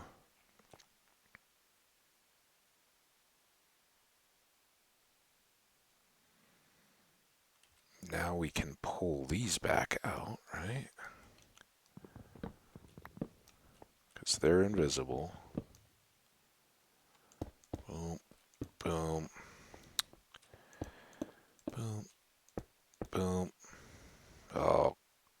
Oh, because we did hang this away from the trees one too, right? 1, 2.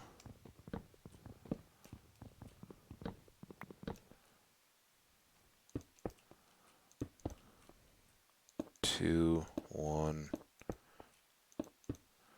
There's our circle. We'll take a look at it here after we sleep. Maybe we'll get rid of this rain too.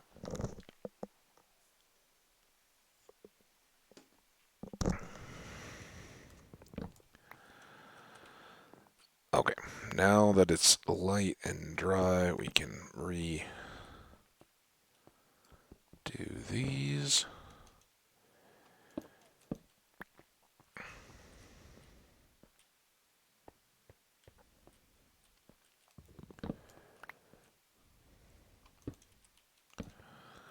So that would be, you could make a tower go bigger, right? We could take it up like 2 floors and then kick it out another block or two and give it kind of a phallic looking top. I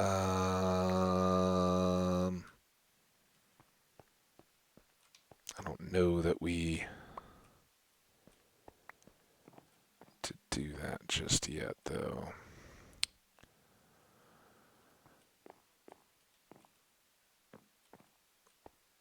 So I think the first thing here is let's switch these back and just fill in this outer area. Again, this whole I guess we'll cheat that torch in. It doesn't matter too much at this point.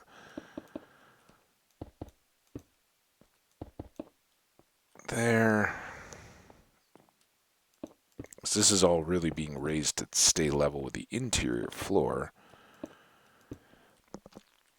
And this, I think I want to do as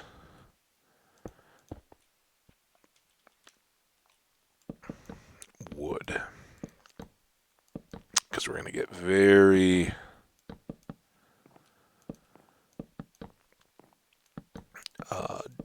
diorite heavy if that's the main color on the tower.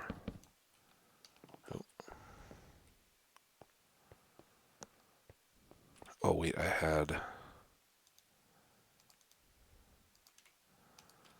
more wood.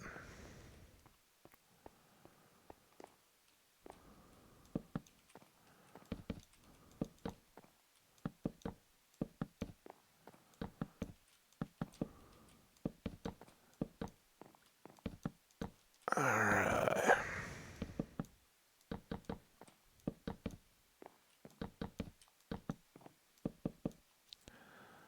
Get our last 2 stairs here in place.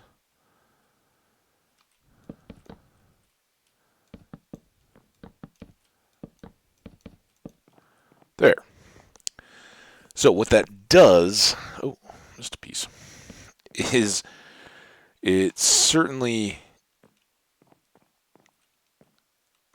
clips in on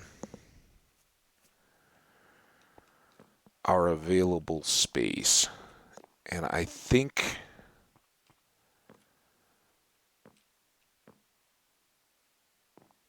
what I'd maybe like to do is then, do I have, well, I guess we could, oh, that might look funky. um,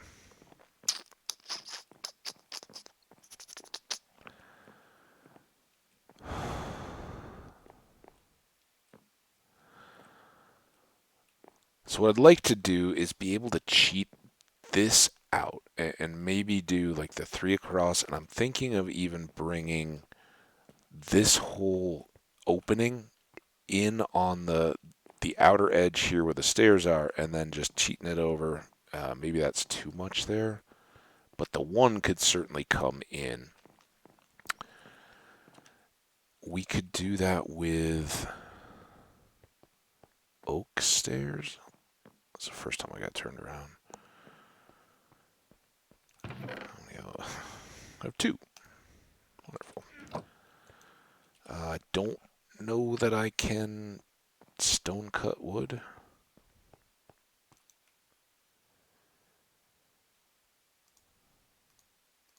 I certainly can't stone cut logs. How are we full of everything again? Oh, building, I love you and I hate you.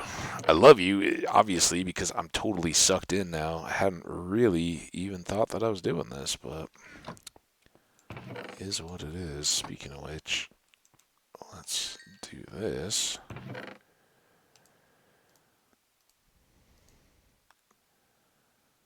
I don't think we need more sticks. We can combine these. Alright, let's go. This may be an extra run, but let's go check.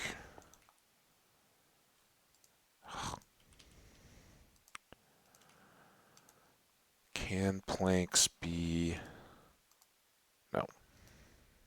So no bonus on wood stairs. But let's make a few of these and just try this as a kind of transition step.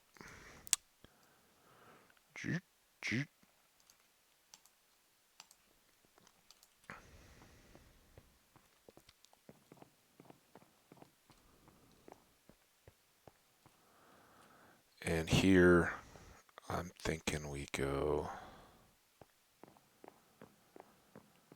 like this and this. And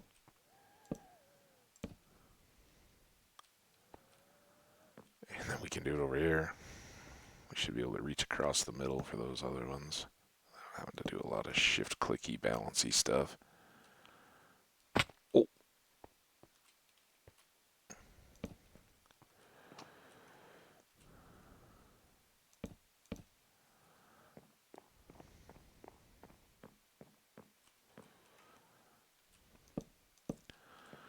Alright, maybe that helps soften it. We don't bump our head.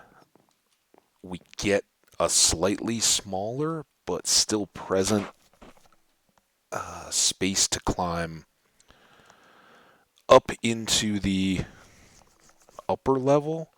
But now when our walls are here, I mean, we're still kind of there, but we're not like having to go like that. We've got a little cut across. So yeah, it's a bit of a concession. And again, that's a bit our decision to move away from the trees a little bit too and pull the tower back. Right, we're not in a fixed one. So this side is a little more roomy. But maybe what that means is if we did do like something of a dining table along this side, we'd make the music lounge here. And what I may do then is take the stairs up to the next like bedroom level on this side and make this kind of hidden away, this the bigger open space that's unintruded on. Take this from a double staircase down to a single, right? And in order to start seeing, well, two things. I'd like to get a feel for this. Ooh. And I think if all of those corners are off, let's get slabs.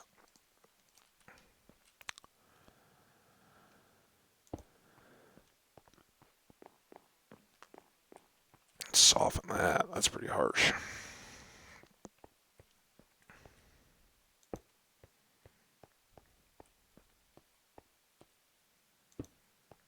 And then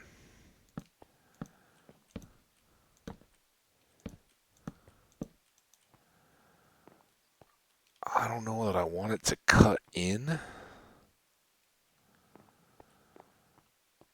Remember I said I didn't need those sticks anymore?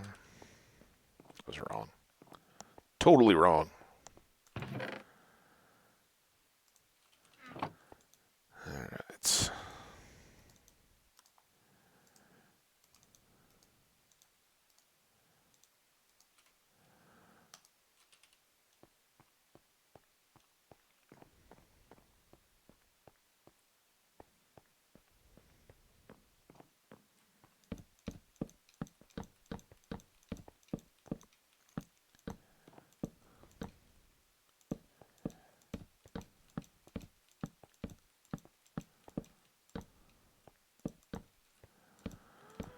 We'll see about filling those in.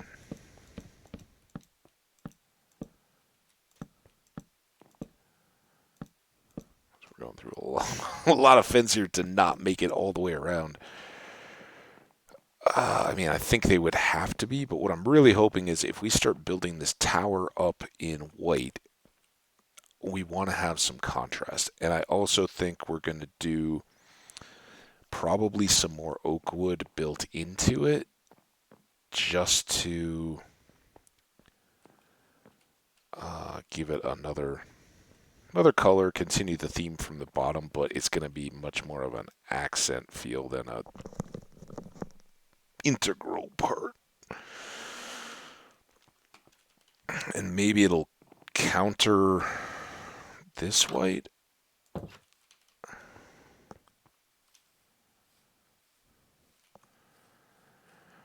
Like maybe as the tower starts to go, we'll have the 1 and maybe the 5th in the middle go up, and maybe they'll connect in kind of a wood arches in the midst. Could be kind of cool.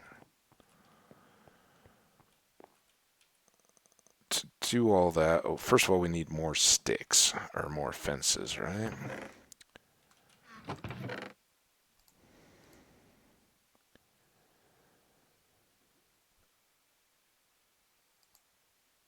I think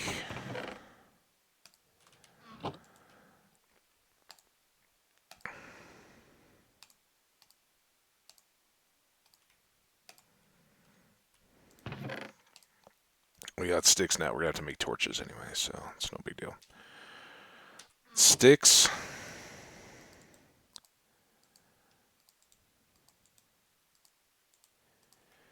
Hopefully that's enough now. Alright, back up we go. One more time. And I think this makes this, yeah, it's still functionally usable as a deck. But for one thing, it gives us a chance to put up lighting. And it breaks up the white a little bit, right? Another little detail.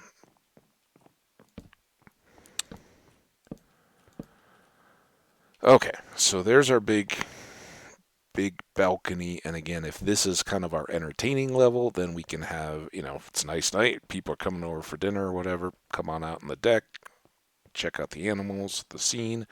You look at the jungle, listen to the monkeys howling, and go from there. If that is the case, though, I think what we're gonna do is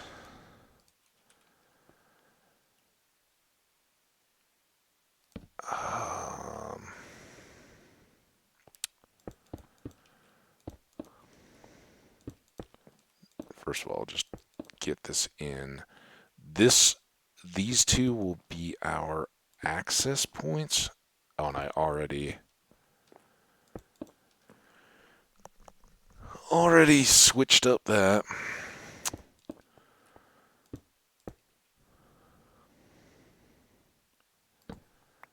Maybe we'll just have them.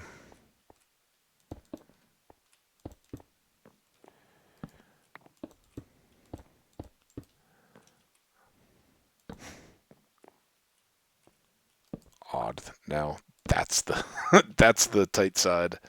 The other side became the wide open one. That's right. That offers the in the trees experience. It's part of the luxury package here. All right. Now we could put these guys in. And then here is actually going to be door and door, I think.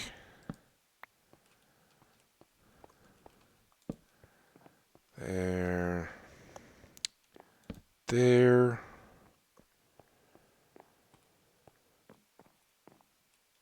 And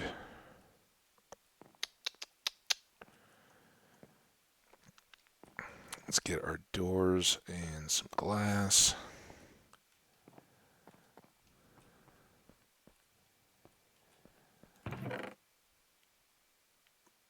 Doors. It's like, didn't we have doors? These can get parked for a while. We got some glass. That's pretty good. That can go pretty high. And the other thing I want to do is count levels. So we are 4.5, but 5 if you don't count a ceiling height from the floor of the tower up to the next level. So 4 more to go here. And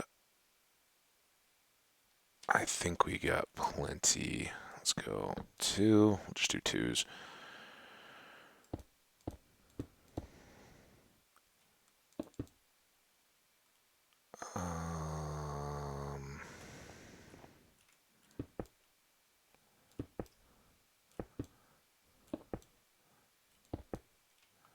That gets covered. Oh, we gotta get rid of that cobble under the doors too.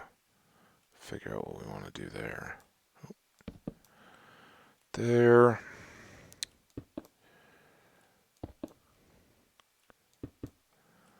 To there. Okay. Now, pane of glass.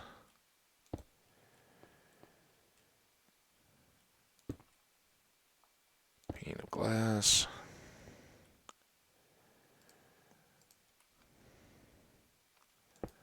One, two, two, two.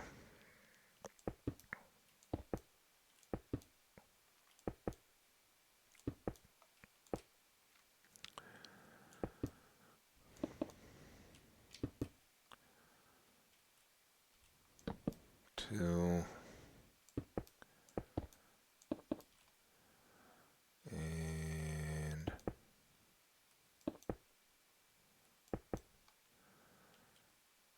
2 there. Let's go all the way around.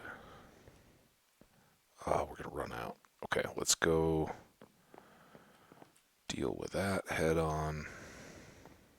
I think we have more glass here. Yeah. Oh, no. No!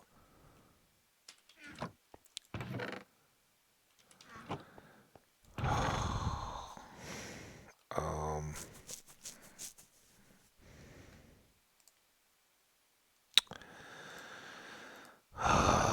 Foolish not to, right?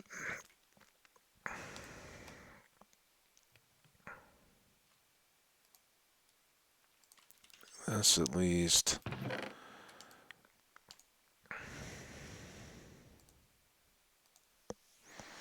Grab up more sticks when we need to.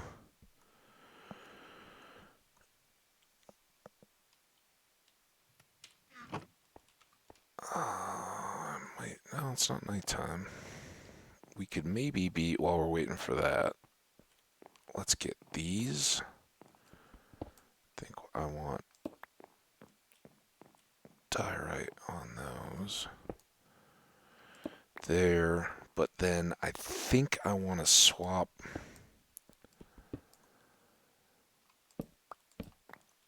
those out.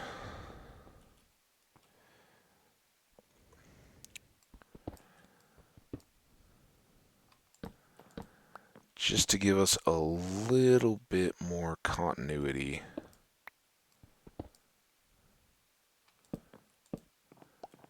And I know that tucks in, but we can't really cheat that because these are the step blocks, and then gotta finish the circle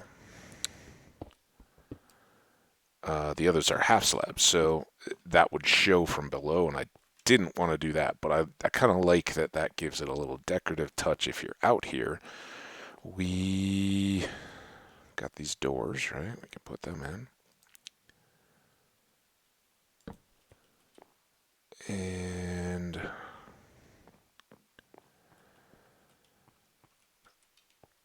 I kind of am inclined to do there and there. I think that would give us enough light. We'll have light spilling out from these windows too. Ideally, we don't have a torch right in front of the window looking out. We do need another torch over here though. And then did I get these up off the ground? How do I want to do? Maybe spread that out a little bit. Why is this? Oh, those are always going to be funky like that, right? But that's fine. See there, or on the one to pick up the transition. Come on, get unstuck. There, there, and maybe we don't have to do any torches on the building itself. And then here's the other door. So now at least if anything spawns on the outside, we're good. All right, let's go check our sand.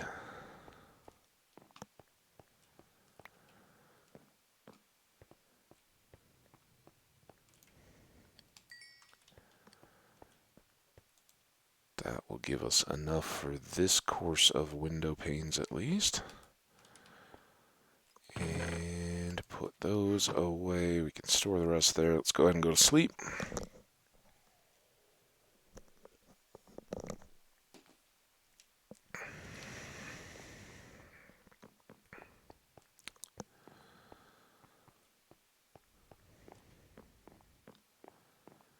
And I do have 30. So I think we'll keep this one as a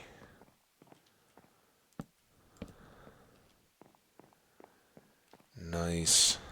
We're not going with the fancy shallow step stairs, right? Which we transitioned out of pretty quick, but I think was a good look. But this will actually help us keep our stairs going up quicker. So remember, we need to get up a fifth and still have room to get off of the stairs, so we still may have to turn it.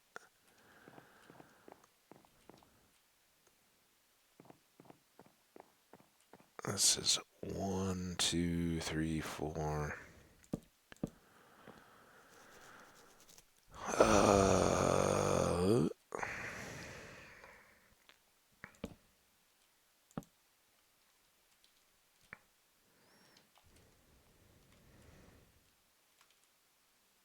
No oak slabs. Awesome. All right, well, that's a little bit secondary right now.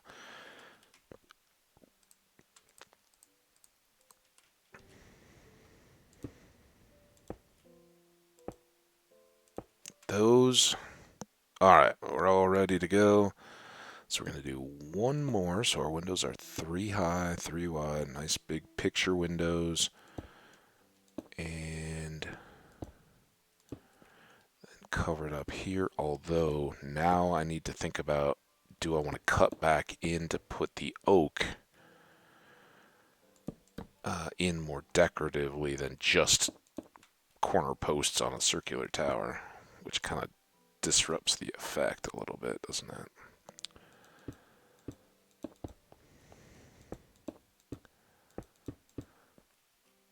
There, oh, there, there, there. Let's go closer to get these placed because they're always a little finicky. there.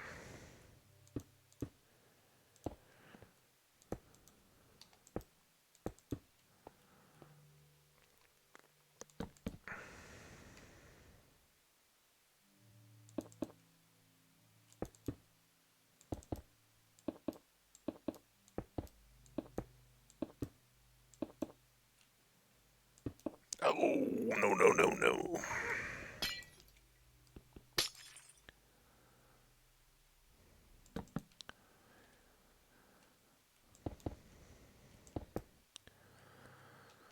All right, so that would take us up to our next height. And I'm just kind of wondering about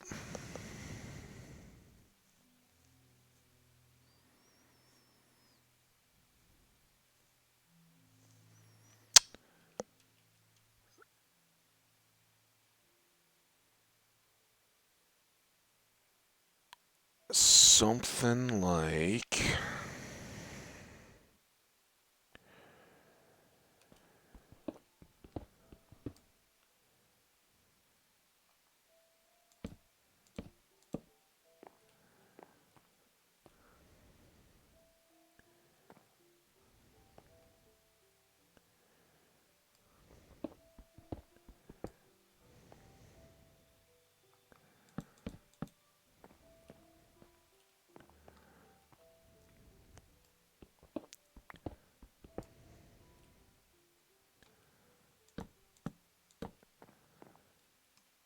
this.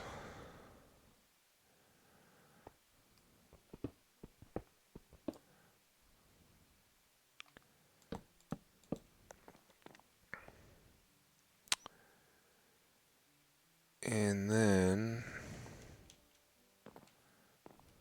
go get all these pieces before I forget. I'm gonna have a lot more cleanup to do though. So then it could go here, here, here,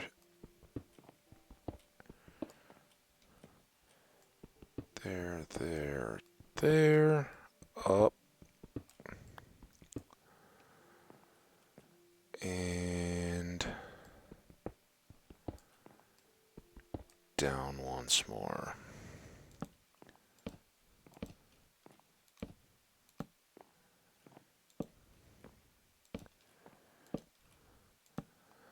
And once again, I'm left to wonder, oh, copper might look really good in here. We could make it shiny.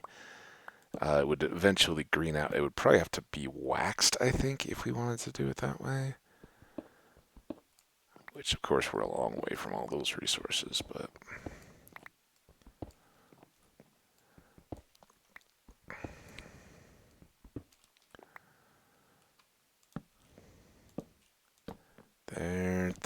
There, and here, here,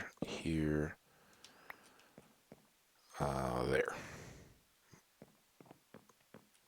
And I would then carry that into the next one as maybe climbing up off the wood from the outside. But I think it's going to make it less intensely diorite and will help a little bit.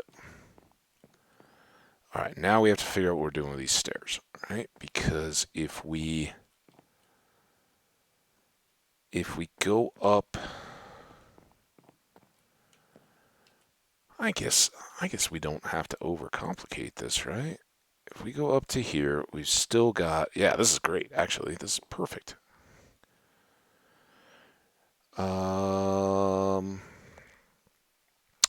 What we are going to want to figure out, though, is what do we want to do now with this top? Do we want to do more oak? Or do we want to do more diorite for the slabs? And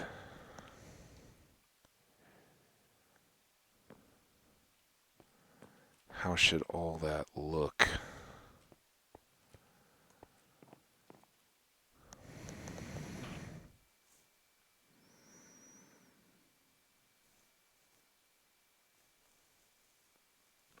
kind of like the idea of doing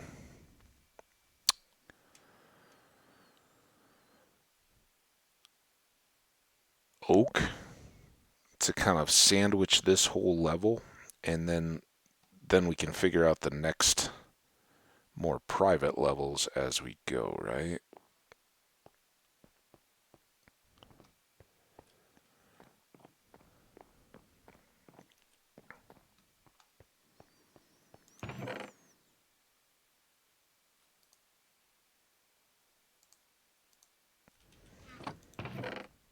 Good thing oak is cheap. Alright, boom.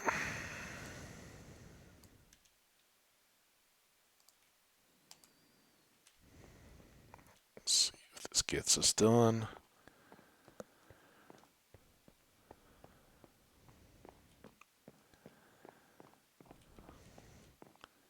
Up.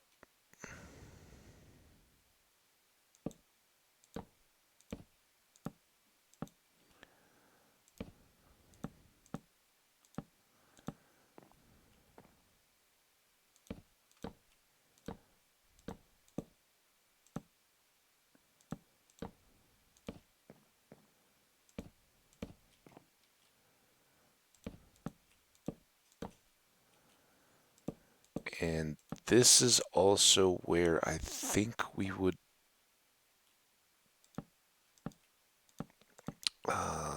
be pretty well served to put in decorative,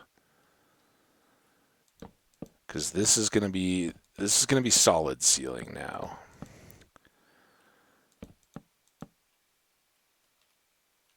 Am I over the?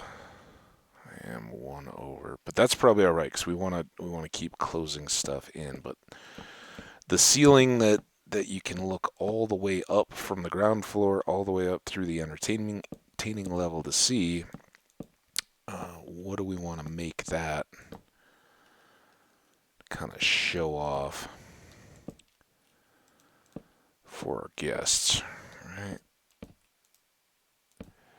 So this one I want to just keep even with where I cut in the stairs the last time. So that's here.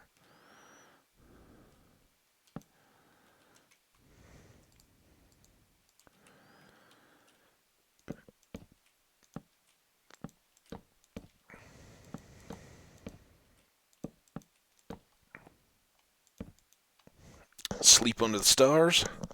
Seems like a nice night out.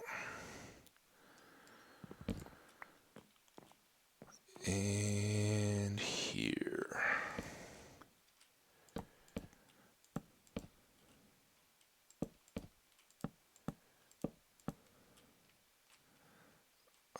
Again, we are one over, so that looks good. And then this is the side that's going to hang out, so these kind of get covered up as the staircase up. But again, it's this area. I've got a 1, 2, 3, 4, 5, 6 by 3. And honestly, something like a glazed terracotta wouldn't be terrible. Obviously, we don't have any of that yet to use, but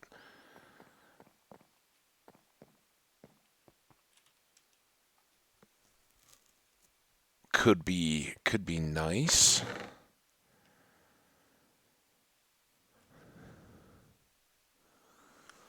I don't really even have much in the way of anything dyeable or I don't have enough of any of this stuff to go. Maybe this is a good hold point. Let's do this. Let's take these boxes and we'll take the fence. I don't know that we'll need it. I don't have any immediate plans. I'm not going to bring up the jungle stairs though. And this is all kind of gotta get used to going counter. Let's take the building supplies up to here.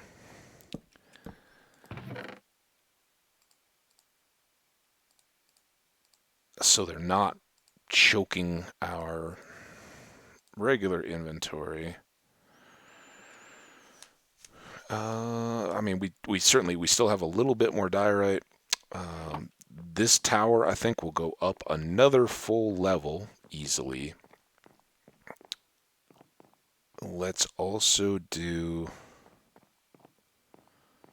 I think we'll just use plain wool. Just as a placeholder, right? This is purely for... I'm going to fight that for a long time. Purely to let me know where we're going to be the next time we come through here. And it would hang down a little bit. I mean, even something like a pattern of glowstone and lanterns, or the glowstone lights, or whatever the regular glowstone and the modified version, whatever it's called, could be good. That goes in there. Dirt. Thank you for your service. Cobblestone. Bed goes there. Water there. Boom. Let's torch up here.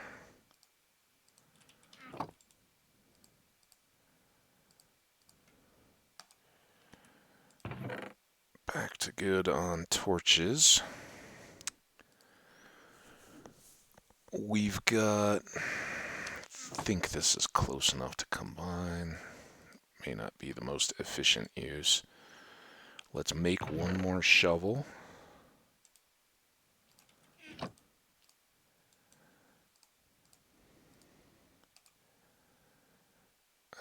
That'll replace this guy. Let's see if we can use that.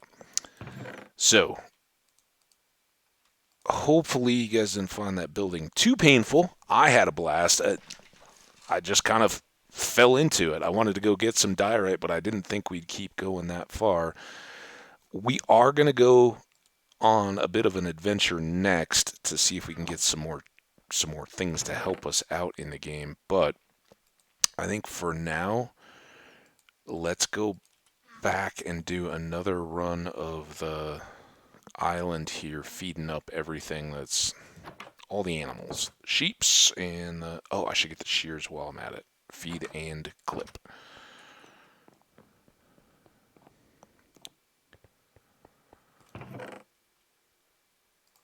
Then we will be really efficient.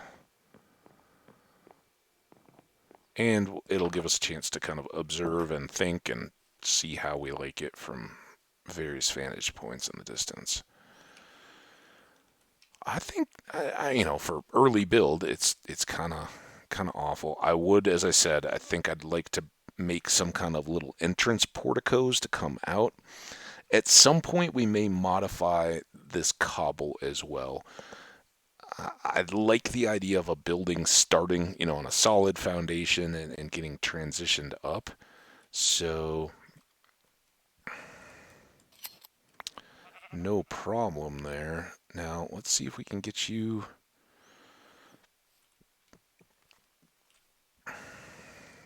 over towards some of your buddies. Come on. All right, buddy sheep, come here. That might make a gray. It might make a dark gray. Okay, that's fine.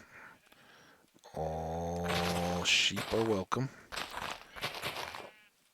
And encouraged, in fact. But then what we can do, once the darker sheep have grown up, we can get... Oh, man. Get some of these others. You're already done. There you go. Here you go. Get some of them. Breeding back.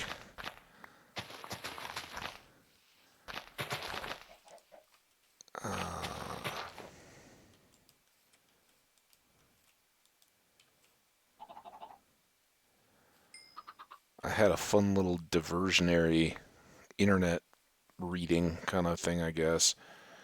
Uh, I think it's heterochromia is the condition where you have two different colored irises.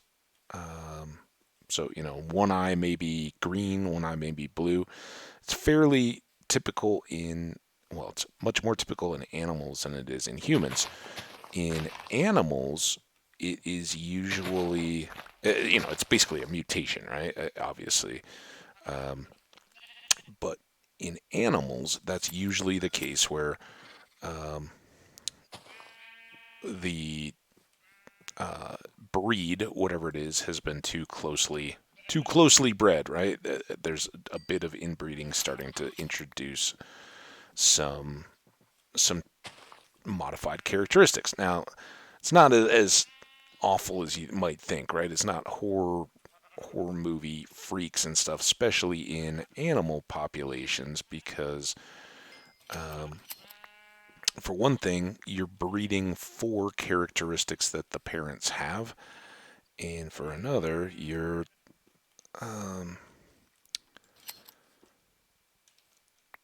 there's less concern about some of the negatives. Bad as it sounds, right? Like um, a lot of what humans would run into and consider negative effects are devastating in a human, right? You start affecting the mind and some of those kind of things, and introducing debilitating genetic diseases that may shorten lifespan, cause organ failures and things like that, birth defects and all. You're gonna have more problems.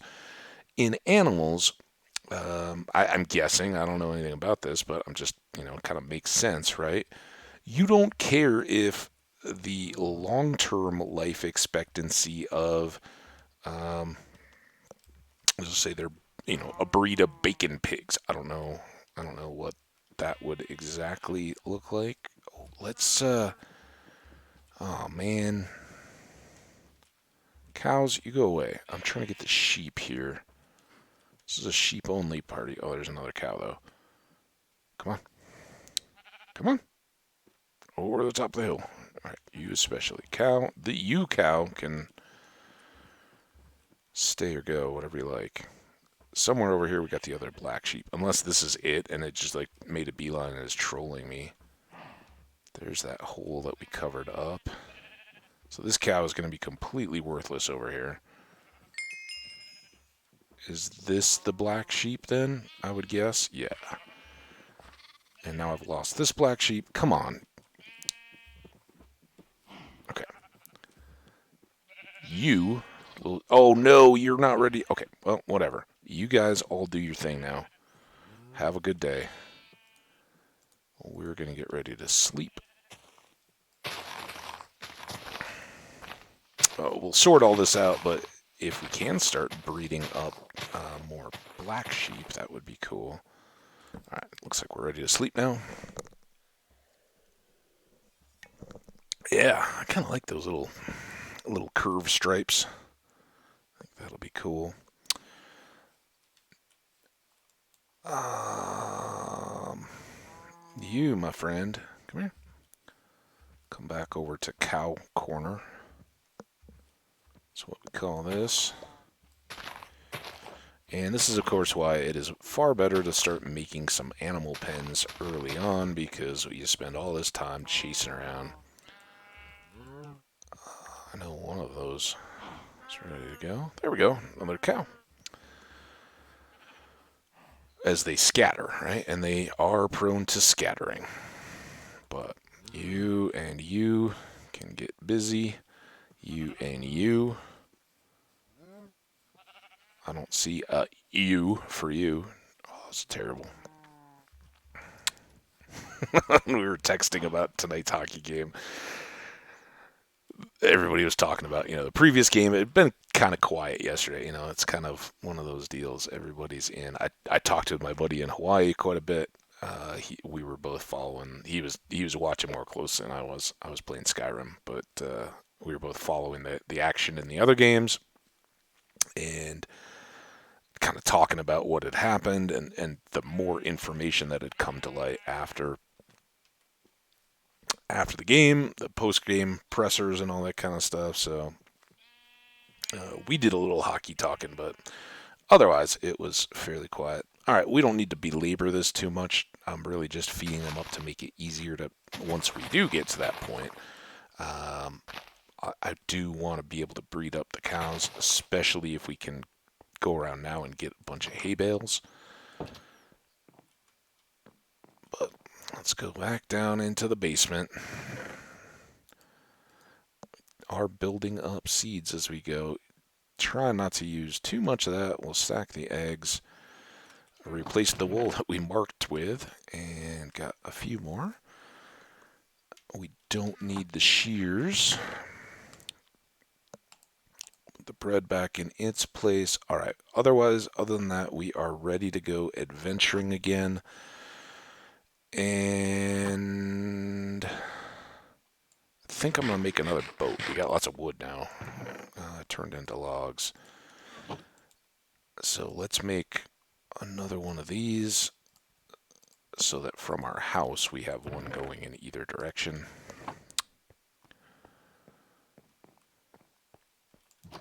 Keep that one for going to the mine and the abandoned mine shaft and quarry and everything else we've got going on over there. And this one we will make our adventure to the seas. So this is kind of windy. I don't know whether it's going to be faster to just use the ferry thing and, kind of run out across clear out a path so we're not having to go up and down too much or anything, but get across the island, hop in the little ferry boat, and then go over that ridge out just there, and leave a boat parked over on that side. Or if this is going to be quicker, to go in towards the lava and see if we can pick up this little crossing that somehow I completely overlooked. I had toured all the way back around in there. That's where the pandas are and everything, but somehow I just missed that this went through.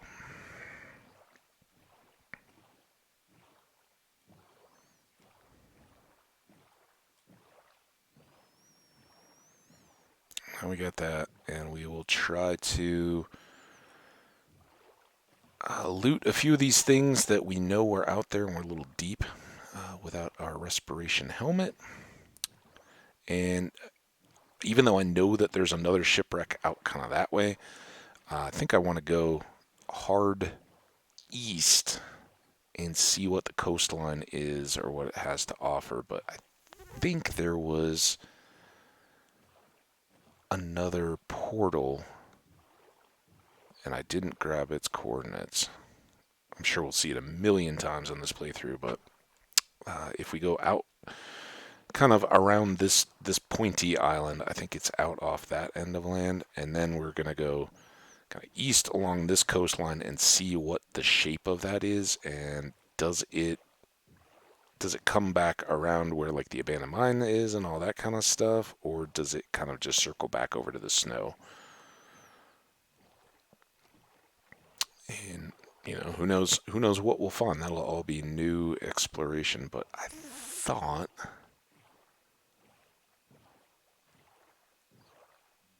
somewhere in here we had a broken nether portal.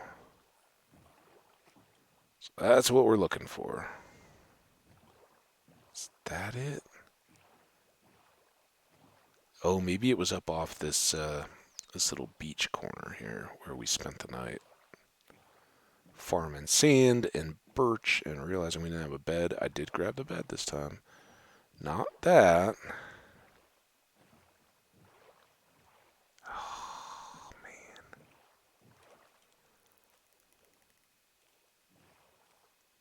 You guys see it? Dolphins, help me out. Looking for a broken portal. You guys seen one? Thought it was right around here.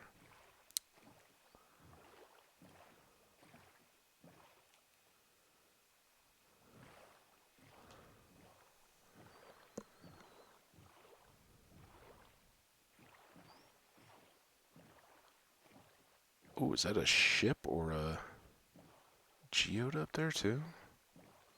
Here we go here.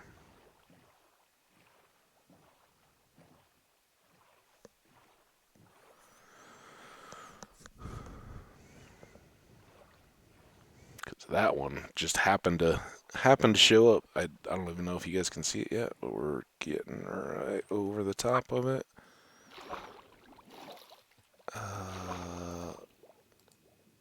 Obviously, Respiration 1, not the end-all and be-all, but pretty good when you got nothing else. And this is the good end of the ship. So let's get full air.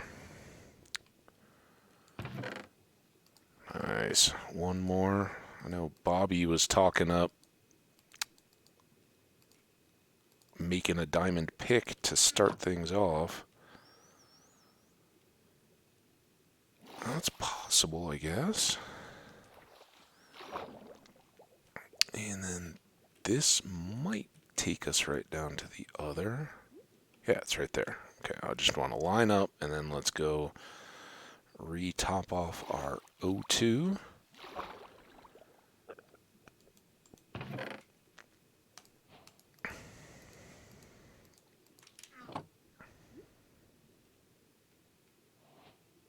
Well, and now is this map the same as the one we had? One more diamond is awesome. Either way, whether we...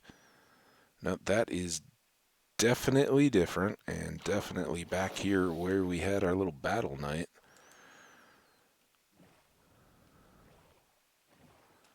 Go this way. Cruise across the top of the map first.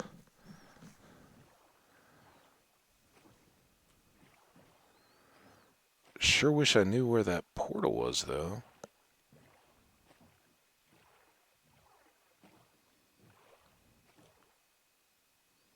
Alright, we are pretty well across. I don't think we'll come back necessarily this way, so let's get the boat.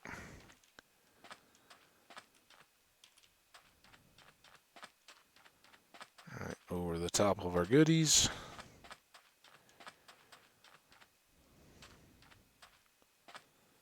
And yeah, while it's daylight, let's go get this mapping done so I don't forget.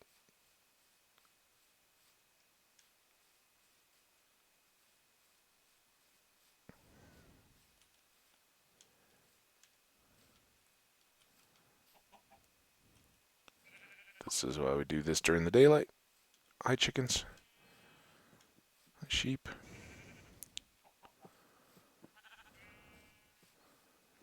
A little bit of red there is cool. That's the edge of the dark forest and mushroom trees. Alright, there's our last bit there.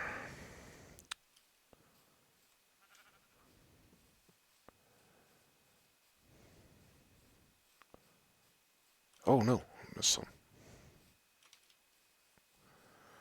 Probably pick that up on the boat on the way home, but I don't know that we want to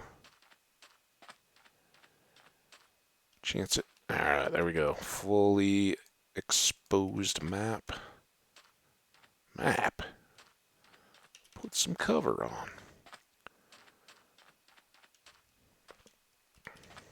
Alright, now we can enjoy a night on the beach with our bed. It'll be so much better. More restful, anyway.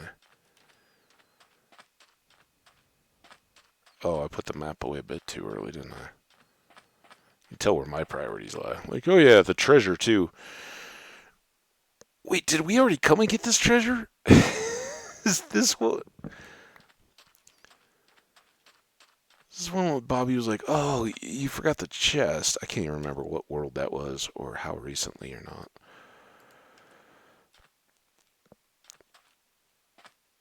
I don't think so, though, right? I think that one... Nope, now I gotta face north. There we go.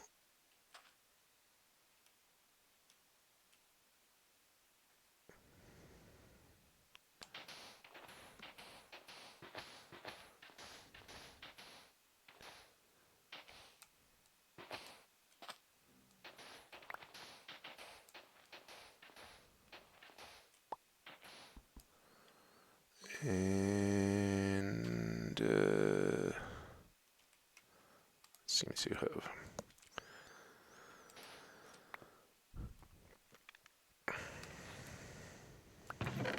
All right, look at all that.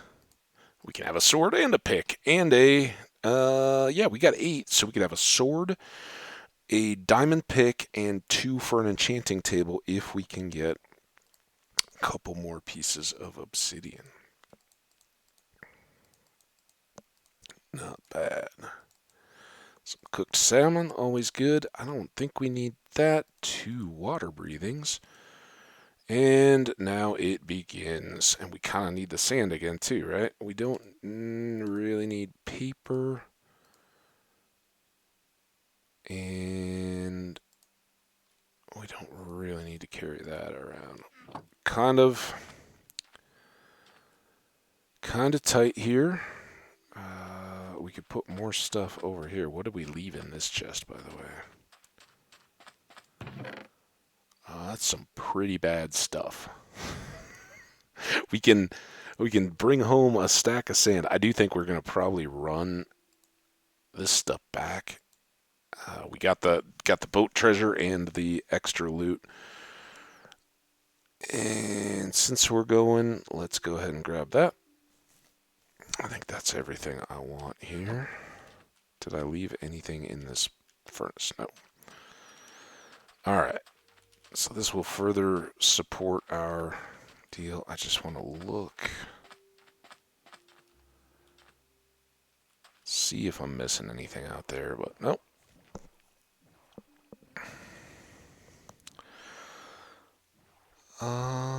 Keep our eyes open for that portal. I could have. There it is. Right about where I said it was. Alright, we'll add this to the factory. We've certainly got stuff we can abandon if this is full of goodness. And for all I know, we've already gone to this. I wasn't, uh-oh. Especially if there's zombie flesh.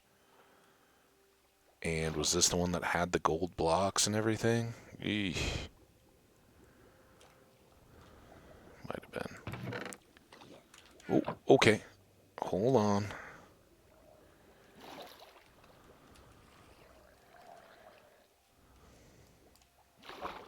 Three of them? What the heck are you guys doing? 4. There's a guardian. Dude! Oh, we're right on the edge of that thing. Okay, hold on. Hold on. Where's my boat? Huh.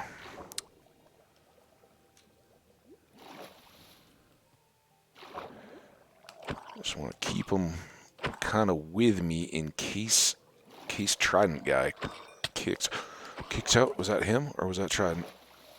As you can see, I'm very, very much worried about Trident guy.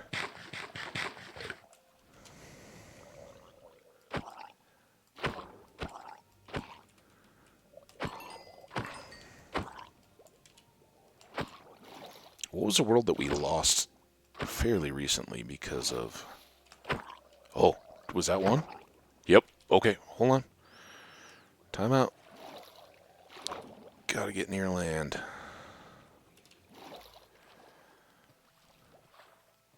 Our shield is already beat up.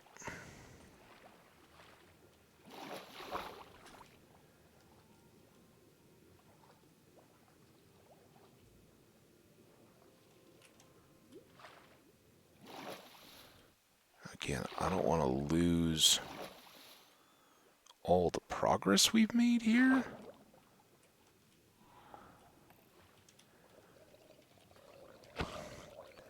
So if these guys come... Oh, see, he's still... Seems like he's at a long range, right? Which is good and bad. Oh. Now they're making noises. Get up enough. I want him to keep shooting at me. I want him to keep coming. Ideally, not through kelp. It's always better to see what's going on. We are still so far.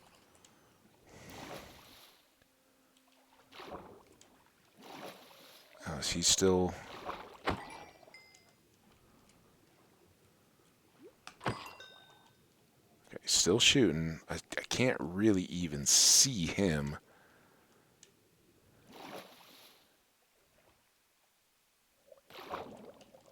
Oh, where'd you come from, dude? see if your buddy can help us out here a little bit. He's not even hitting him, but we're still keeping him on the edge of aggro, it seems. And that's good.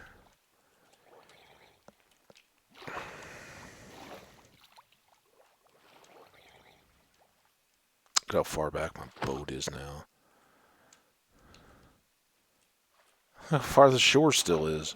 It's going to turn night as soon as we get back. Okay, now are there still tridents coming? Yep.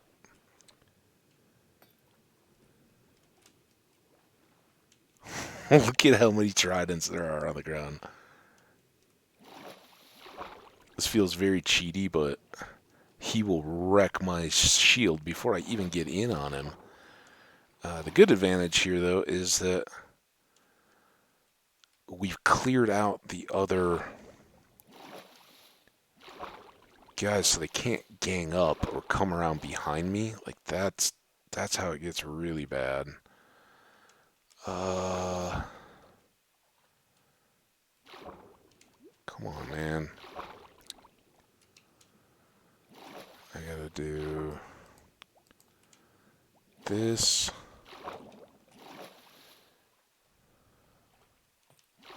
Where you at?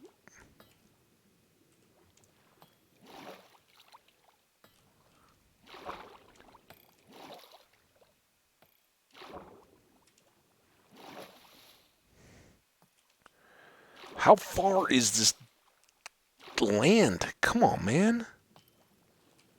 Will you hurry up?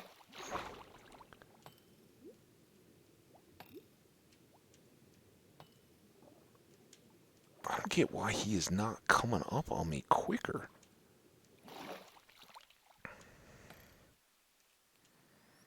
Yeah, I mean, it usually seems like whenever you don't want them, they're super speedy on you.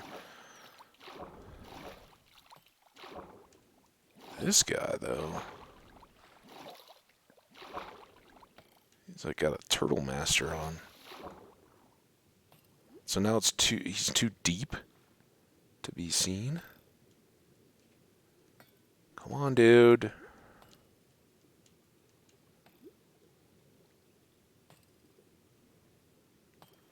You're wearing out my trident.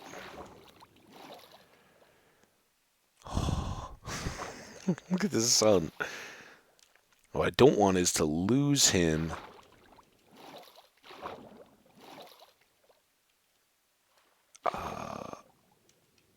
When I get out to sleep.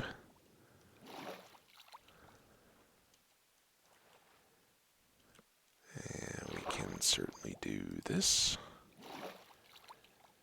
Oh, don't you hit the turtle. Turtle. I know you're being heroic as a turtle shield, but... Caught the squid. Oh, man. You are a monster. Alright, oh, here we go. Now we just watch these climb up as he gets closer and closer and closer. Any day now. And what we'll want is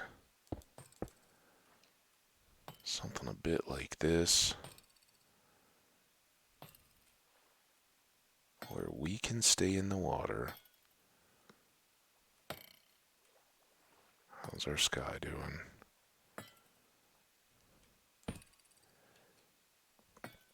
Oh, that may not be far enough. Oh, crap.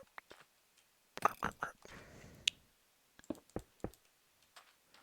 Alright, stay interested, though. Don't go away. Oh, okay.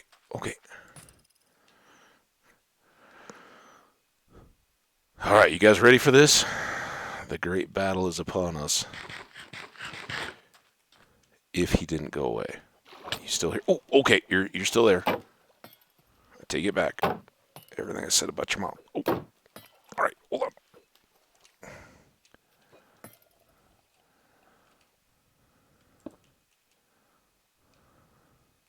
Neener. Oh.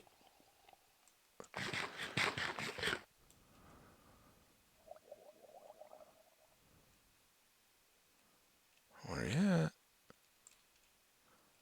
Where'd you go? You coming over this way?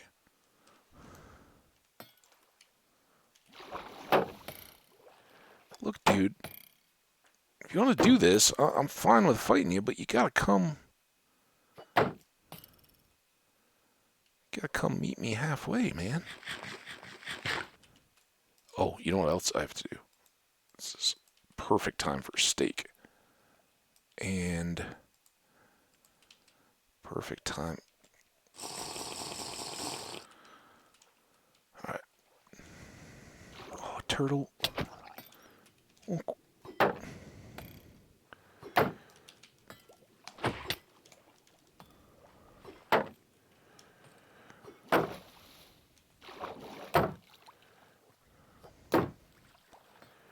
Come on.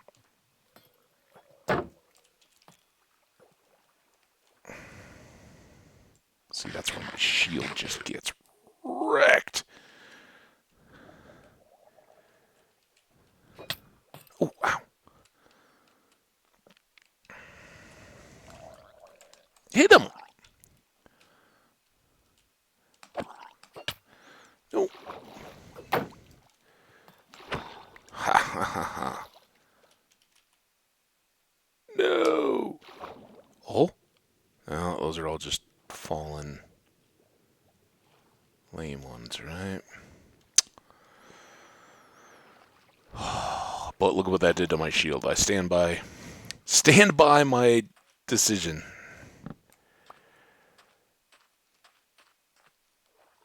Anybody remember where we parked?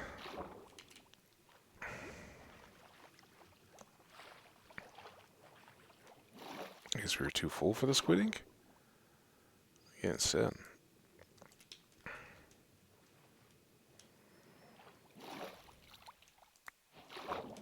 Rather than the squid ink.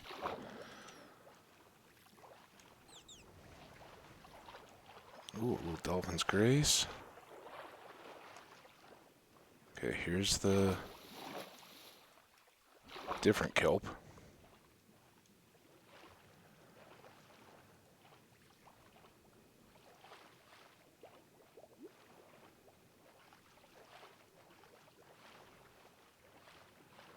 Alright, well, we got one more here.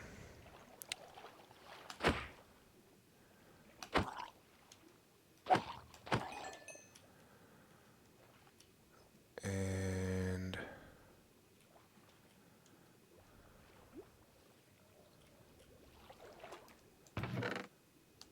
oh, dude.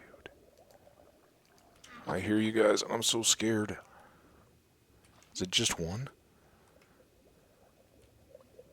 Two.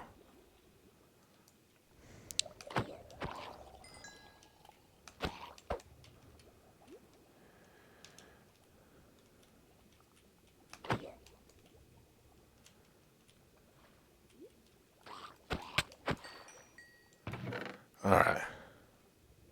We've already got iron, so that's easy. And sand? No, gunpowder. And maybe that flint too. I don't know why I'm feeling like I have to go. Oh, you're a little dude.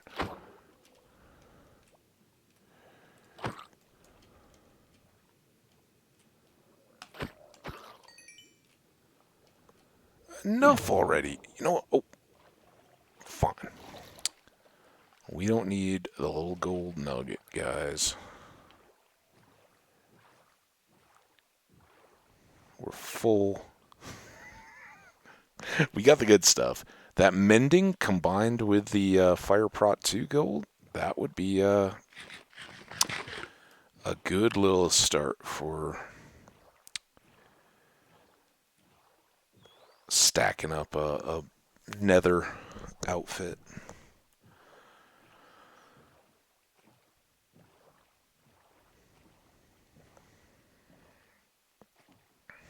All right, so we go home, we make up our diamond stuff, and then we'll head back out again.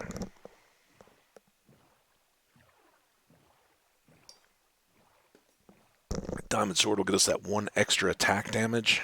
Um, the pick, most obviously, will get us the obsidian so that we can make an enchanting table.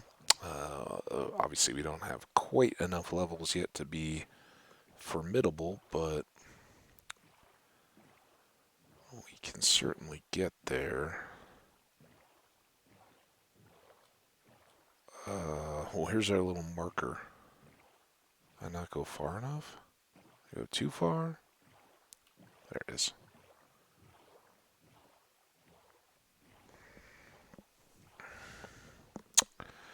But great haul. Great haul with the diamonds. Not to mention the emeralds and the gold. The mending chest. Would be nice. And honestly, if we've got the mending on it, I'd like an unbreaking maybe.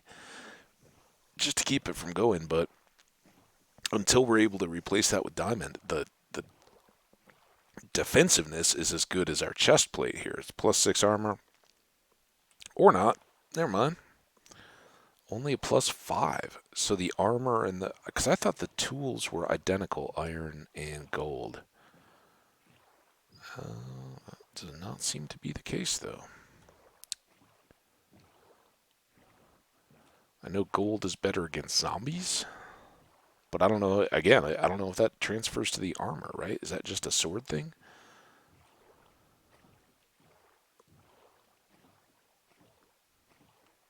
Oh, it's going to come into view. You guys ready? Should we just hold off, go for these pumpkins here for a bit, save it until it gets close? Alright. Oh, it wasn't even there yet. Now we can watch them merging from the mist. There we go. Well, at least it looks like something now. It's not just like a... Is that the hill? Can't tell.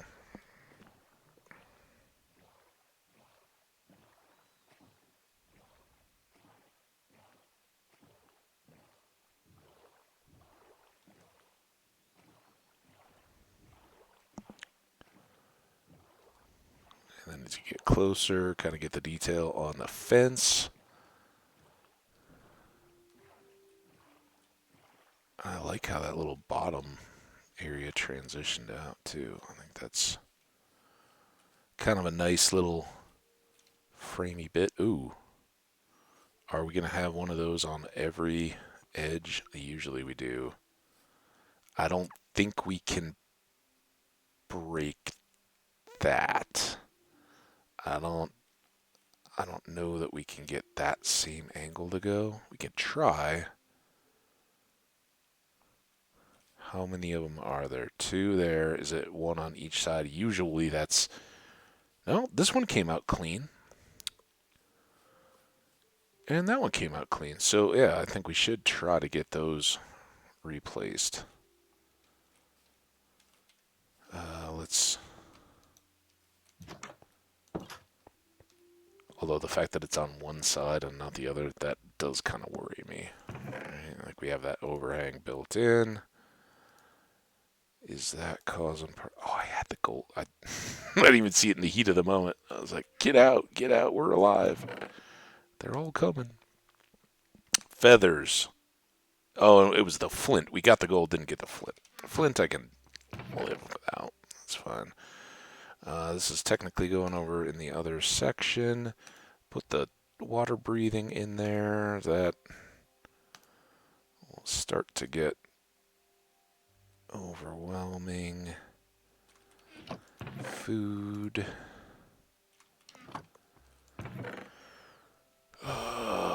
Iron. Didn't use any torches. What's that? Start rebuilding the sand supply. We probably have more glass here to harvest. That goes in here. And then here.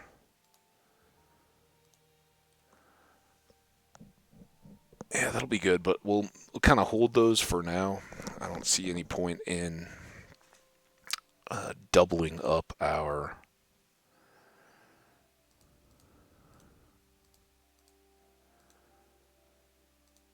or making the anvil and then combining these two until we know what else we've got. Maybe we find some other gold armor that's even better that wants that over the fire prot until we see like an unbreaking or something, or until the point where we're ready to enchant another piece and stack them all together.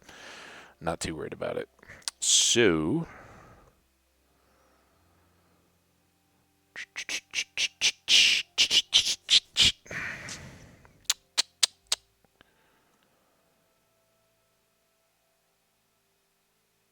I think. Oh, the shield. We got to replace the shield. That's what I wanted to. I was like, what? Something had gone very much in need of maintenance. It was the shield. It's almost worth carrying another one to stick them together real quick. If we're going to be doing more ocean exploring, which I'd like to do some more of, because we really didn't get very far. Um, you know what? We've got the iron. Oh, no. What else were we going to do? Oh, that's right. We were going to make this stuff. I know I've got an extra piece there now. It's fine. So, pick. And sword.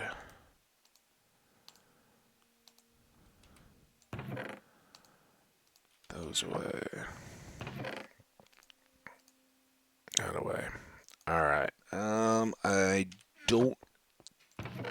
Honestly, probably shouldn't carry 4 on a boat adventure anyway, but that's kind of the way I've always played. You never know when you're going to find something you want to mine out, and it is Minecraft, but it does take away from our ability to hold as much. I'll do this.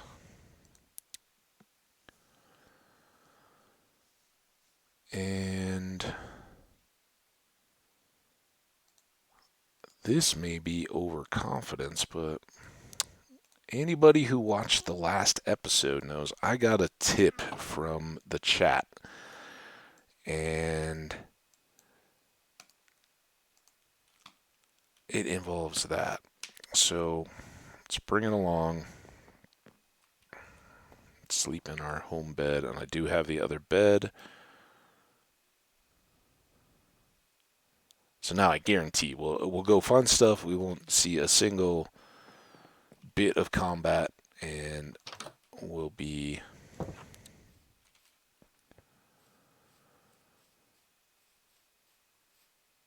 carrying all this stuff that we'll just end up throwing away. But yeah, that's what it is. See you, buddy. Didn't quite make it to the like went for the shade of the tree instead of the benefit of the water. They're not known for their strategery, are they?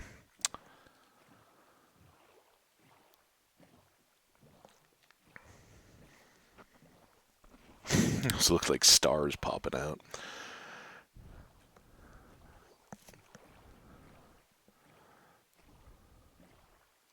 We gotta get past this tree. Should put another little marker up out here, but I think we know this one okay.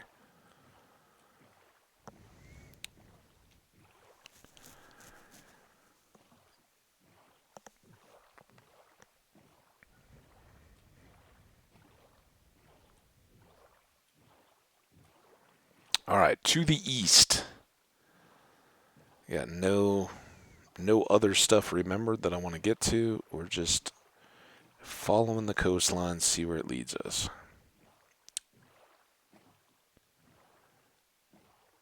And hopefully that hoe comes into play.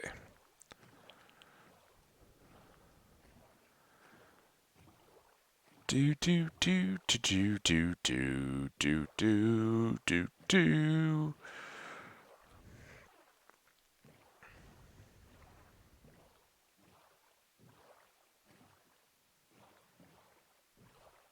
What I should remind myself of, I am reminding myself of right now, is I should be, if we find stuff on land to explore, get the iron helmet back on, right? Because we're carrying both. It's a shame not to use it if we're on land, but I do like that extra breathing of the respiration one. Pretty nice.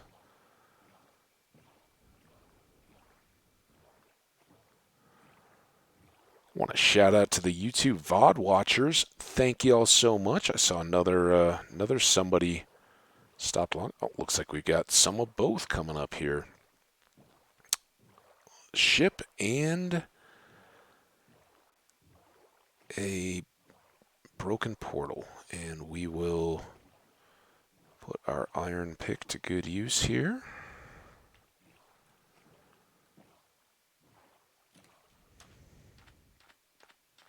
Look at this conveniently located chest sitting right amongst all the magma blocks.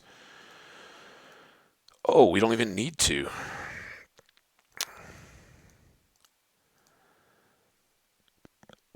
Wow. Good stuff. Oh my gosh. Now, is there exposed lava I need to worry about? Not so much. We can get you with the iron pick. And let's check the weight here. Feels like it's got a nice half to it. Do do do do do do do do do do do do do.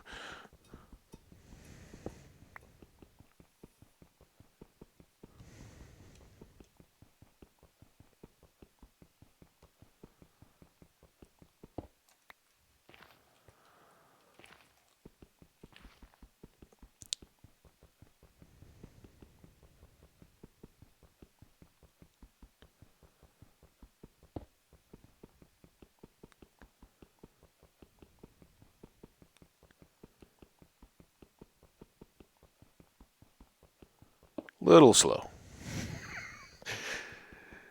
Diamond does not equate to enchanted diamond picks. But with the 2 or 3 pieces we have back there, we're not quite at. This will probably be lava underneath because that's the way the game likes to be. But maybe we can snag it before it falls in. Nice. I don't think I need to go.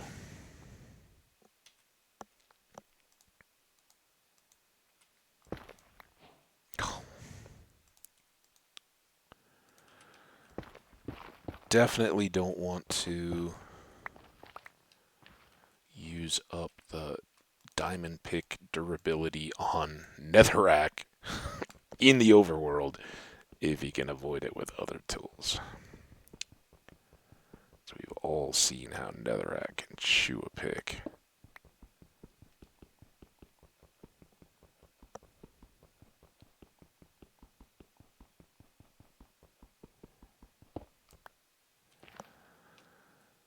Alright, this one seems fairly safe as long as I don't walk into lava underneath it.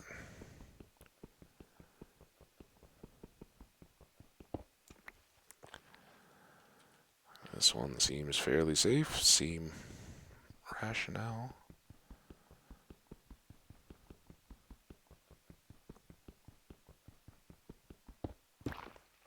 Alright, well, Quick Hands got it before it even fell to that. And then this is the one we might have to run away from. Just good practice in advance for the nether. Not even needed. Alright, so we have enough there for an enchanting table and a portal. Excellent. Very good stuff. Now let's go get this ship.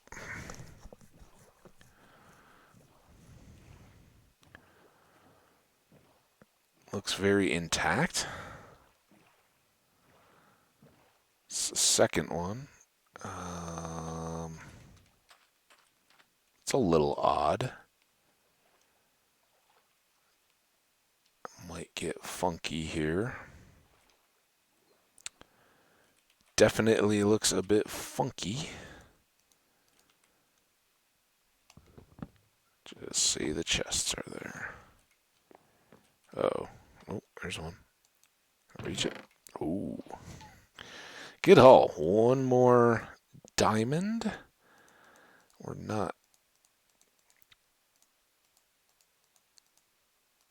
on top of anything too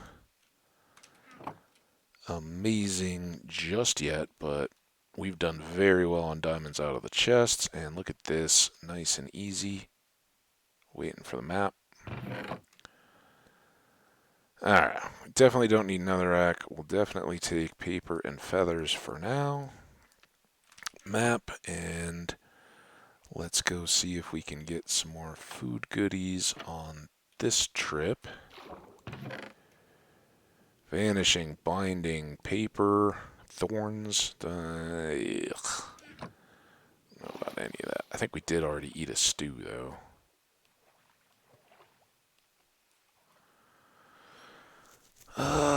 We're close, but we're not too full yet. So let's explore back to here. This might approach some of that ravine, like the top part of it. I don't know where. What is that thing? What am I driving towards? Just dirt? Weird dirt? Yeah, just with grass on top. Alright, well, this will be good inroads to exploring more, but we are sailing today.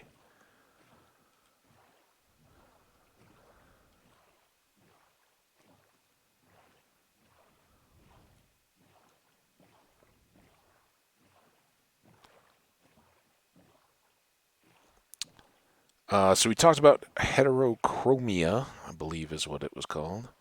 The two different irises. It this was very limited, like looking at Wikipedia or something. So everything 100% untrustworthy. But it said that it does occur in humans, not generally associated with any kind of hey, someone back in your family history was a little close. You guys lived in a small village, huh? That kind of thing.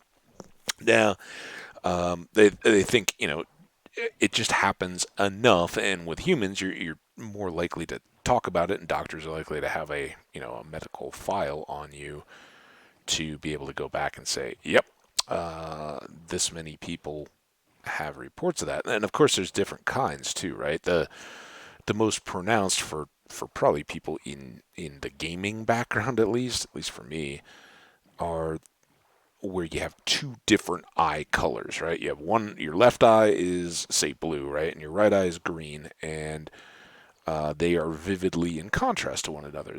That's the one that would make people stop and go, "Are you wearing a contact?" No, no, this is just how I am. Sorry.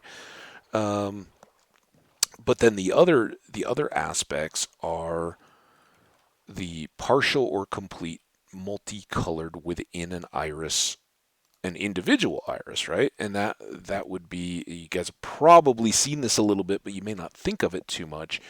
But sometimes eyes will have like a partial, like a pie piece shape going out from the pupil. That's like gold on gray or something, or like brown on gray, but it looks kind of goldish.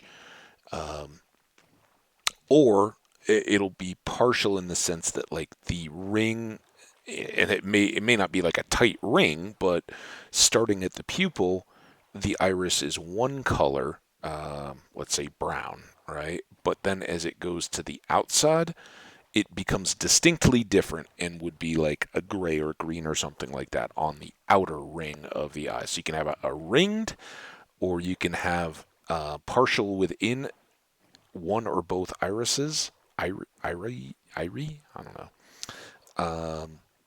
Or you can have the one that I'm sure I've seen it with people, and that was kind of what I was thinking about. But um, where it's one eye is one color, the other eye is another. Here we go. Something. So this will be back around that island, if it an island it is. Still kind of hoping for a village, but if we've got a second shipwreck here, oh, did I lose it? It was totally visible here. Um,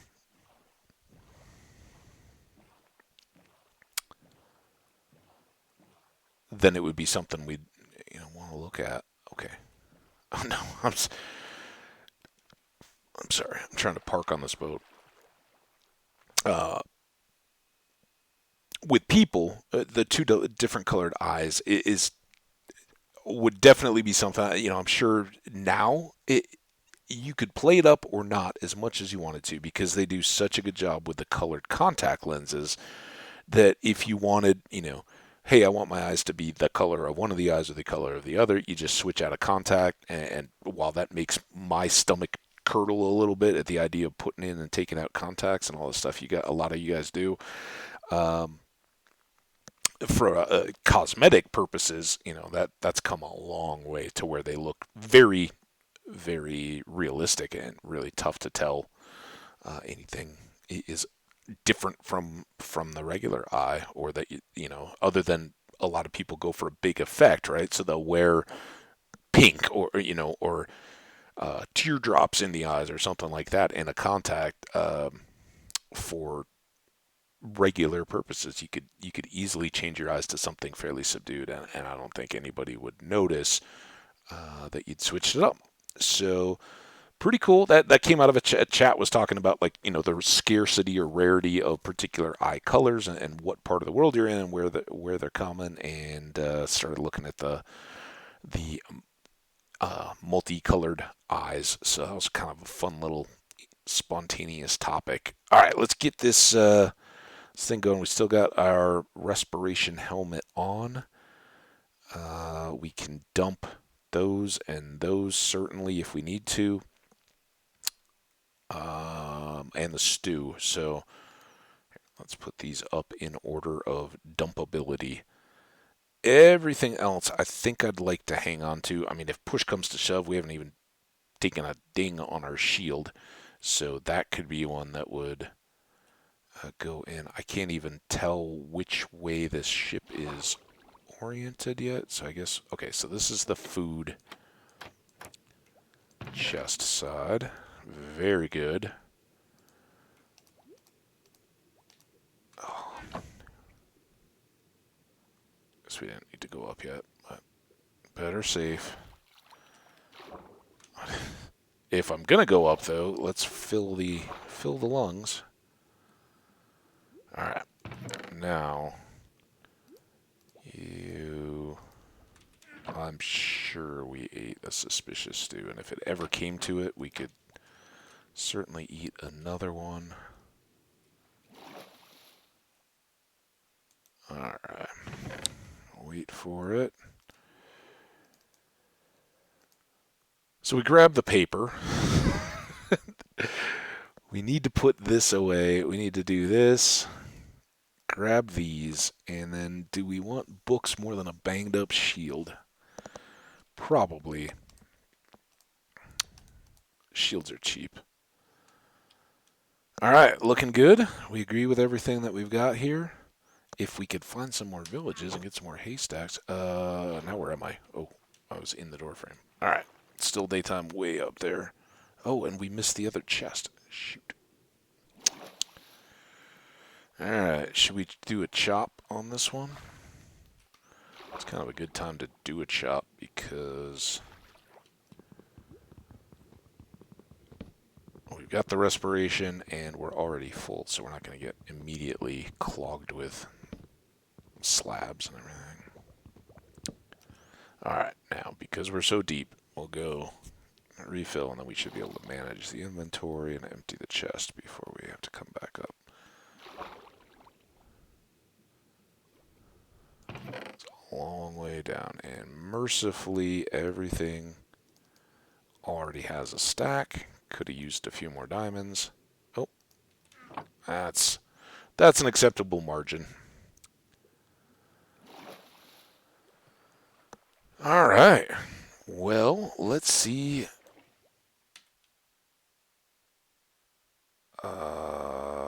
Let's go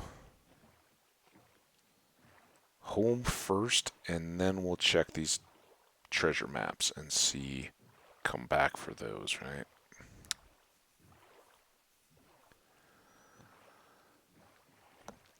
Swing out a little wider. See if there's anything else worth remembering on our way back.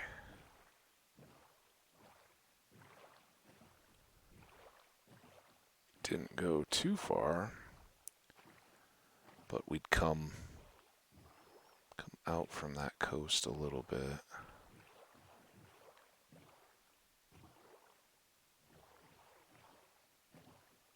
Pretty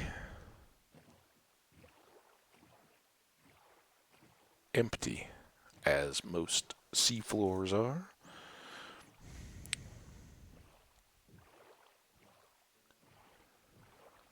Lovely little bit of rain. We'll be camping for that one.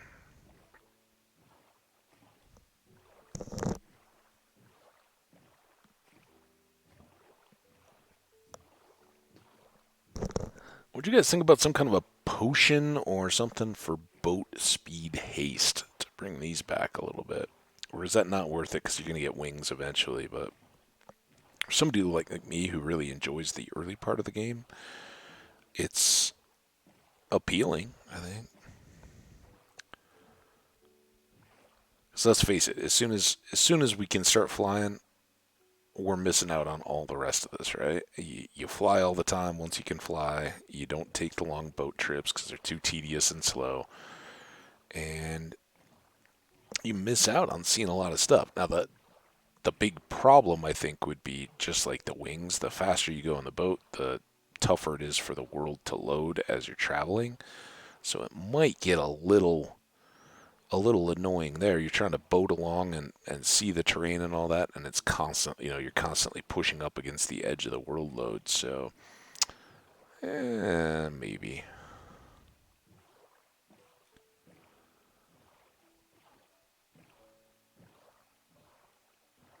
All right, we'll get back. I don't know that these two treasure maps will be any different. Both of those ships are fairly close to each other.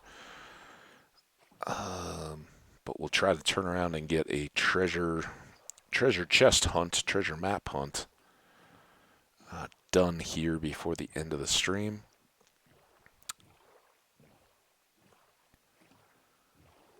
And then it's off to being productive for a while before hockey time. Hockey time. I tell you what, man, this hockey is cutting in. That's why last night I didn't even try to like watch. I was following the scores and kind of where everything was at, where the series were at, but I wasn't really trying to be plugged into the other three games. I had Skyrim going in the background, and I've said it many times before. I think this might be the one where I kind of get through the game content. I did just a bunch of quest running. I've kind of moved out of using my primary weapon all the time, trying to level on skills that would be secondary, like archery and blocking and things like that. Using more magic. I don't like combative magic in Skyrim because your companions are so. Everybody knows that's played the game. Your companions are so suicidal in the sense that they will just jump in front of you and you're full on mid swing, and it gets old losing your companions all the time. Nobody wants to do that, so I don't know. We'll see how all that plays out. I don't know how I completely dismissed that. We still got books here. Those go here. We got all this. We're going to have to make a closed chest. Good thing we've built up a couple floors. so we can have a bedroom eventually. All right, this goes in now. Let's compare these two and see if they're the same map or not, or if I just forgot to. Oh, two different ones and both clean. So yeah, we can have a full-on treasure hunting adventure. Let's kit these. Put in. I'd like to keep some of these for lantern making, but we might just convert those in for storage purposes into ingots for now. All right. I think I like our load. I don't think we need to change anything too much there. We should sleep here. And then let's hustle. So yeah, Skyrim's been a lot of fun. I like that game, and I don't have any real thoughts on trying to stream from the PlayStation, other than the account in the PlayStation. Everything that I've set up there is not Hamage, so it's a little tougher to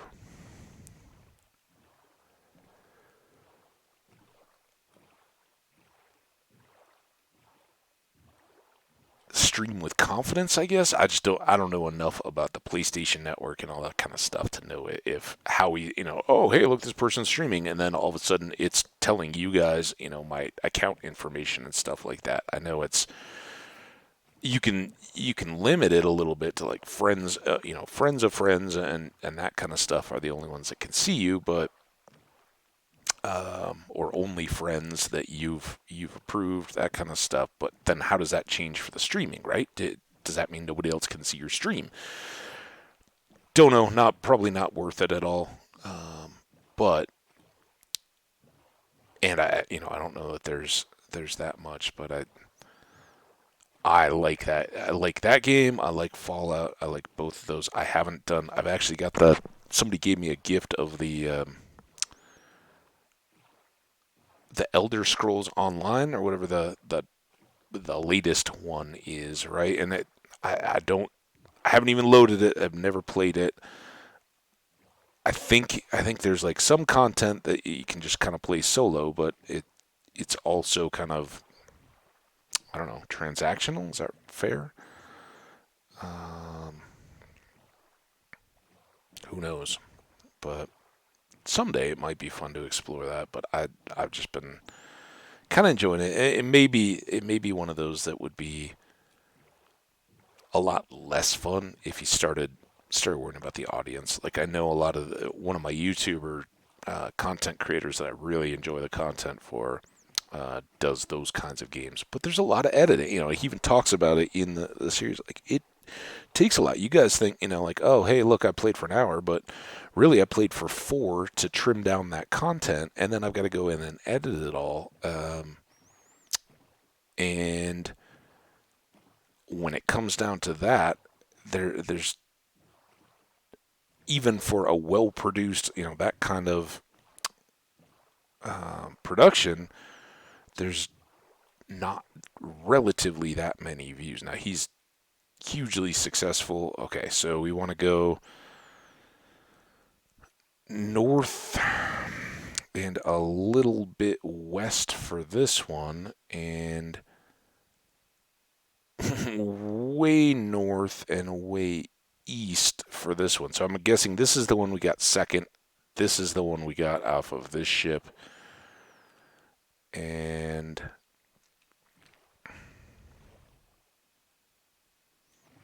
do we think that's maybe like on the edge of this island? I'm guessing the white on the map is the water, the rest is the land. This may be taking us towards new land we haven't really explored yet. Didn't we get that other map like right off this ship though? On the other side of that island?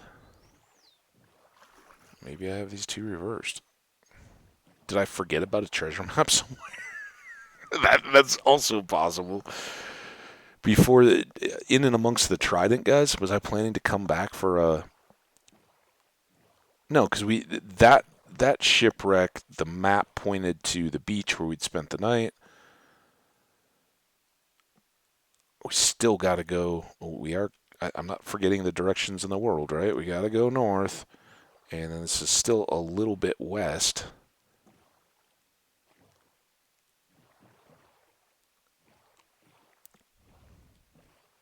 Like, this is going to take us all the way back to the snowy side of this ocean. Oh, there's that. I'm assuming that's the same temple.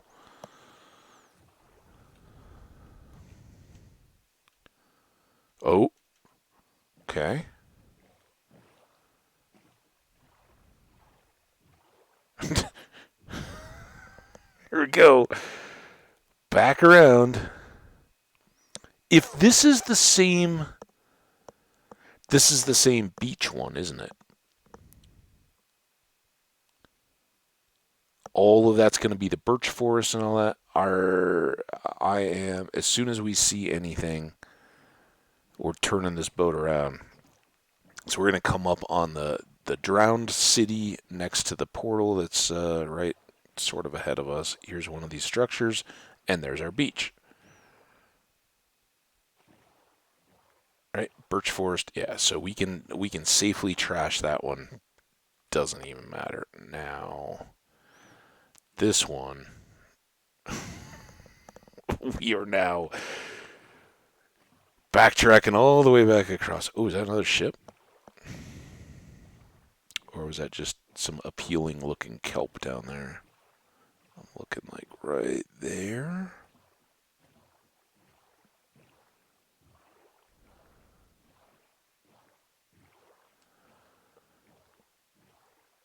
Looks sort of stripey, but I think it was just the gaps between some of that kelp.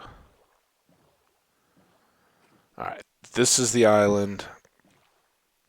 Shipwreck tucked right around the other side. We've still got miles to go on this one based on the size of the dot.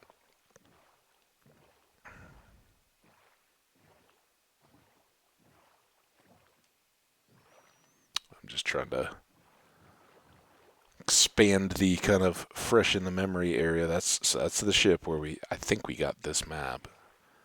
But look at how far this way we gotta go still.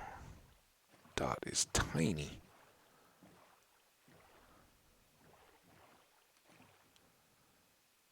Oh, okay, so we don't need to go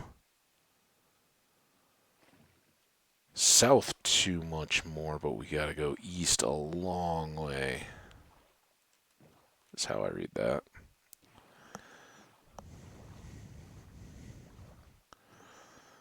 Try to get this dot blown up a little bit.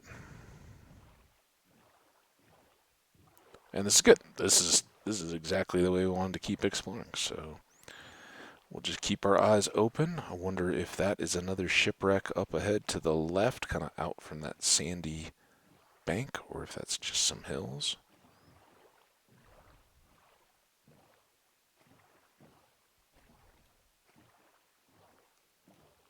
That is.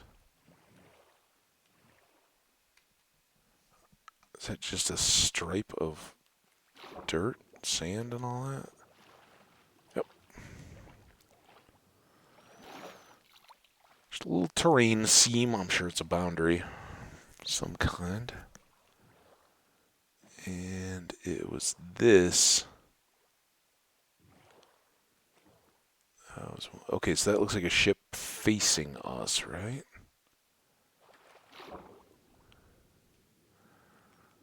Laying on its side.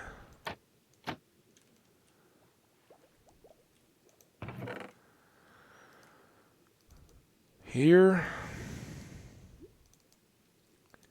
Take that. Those, and don't need vanishing.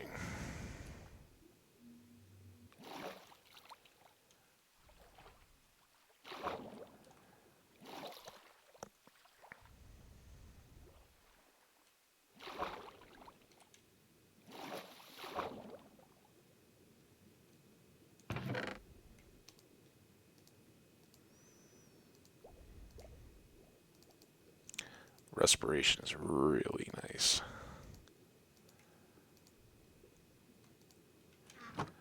For these. Up. Come on.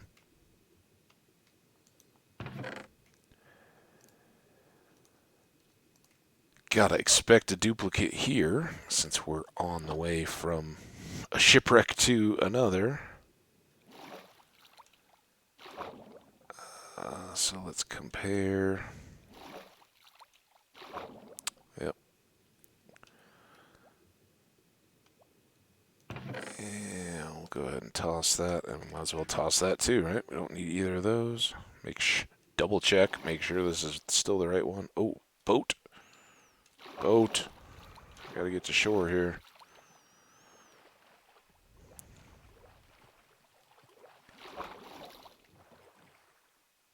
Alright, now how does... Oh, because we came back off the map to get to that shipwreck. Bed.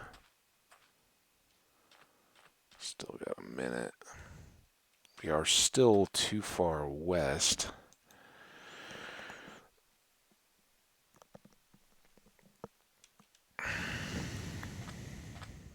So I think, I don't know, let's try this river. Probably be a waste of time, but you never know. So that's the right kind of depth, if you will, but it's kind of a cool little arch. Still a ways to go. And I'd rather be out on the ocean and get to a point when we're too far north, but lined up with it east, west, now that we know kind of how close we are, and then just go overland into the spot. Good news is the ocean doesn't seem to be too limited here. Got lots more room to keep exploring. And perhaps a whole lot more.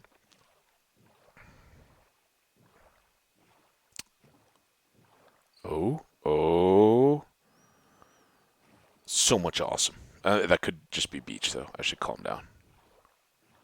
Doesn't look like it's desert going everywhere.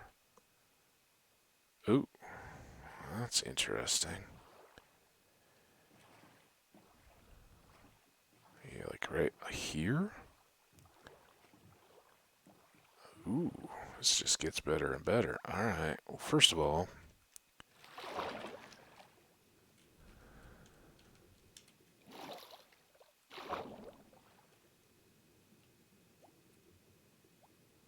here-ish.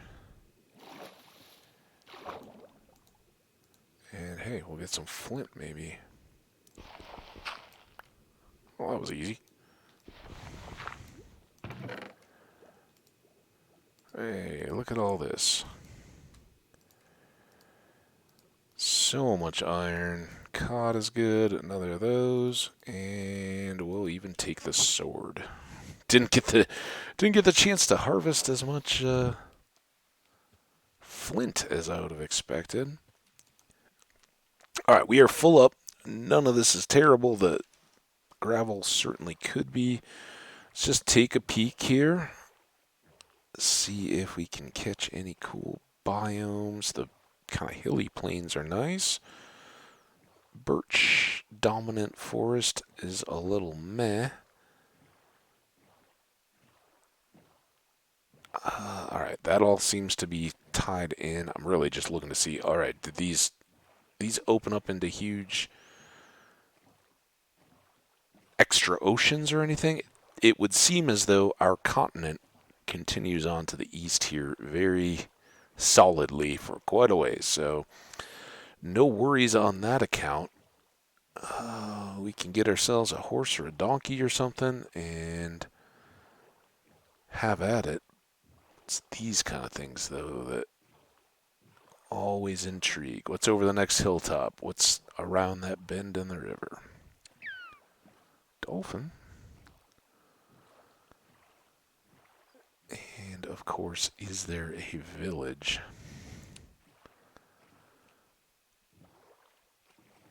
Little spot. We don't have anything too close this way, so I think our best bet at the moment is still back towards the shipwreck, and this does open up. So I'm not gonna push out.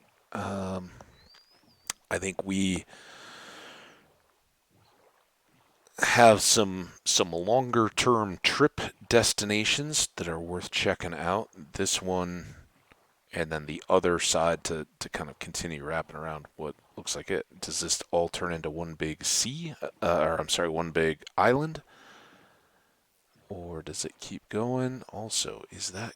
No, it's just sand. I kept thinking maybe that was a gold block in the middle of a portal up on that hillside, but it's not. Alright. So coming in here will be a good thing. And then continuing on the other way will be another good thing.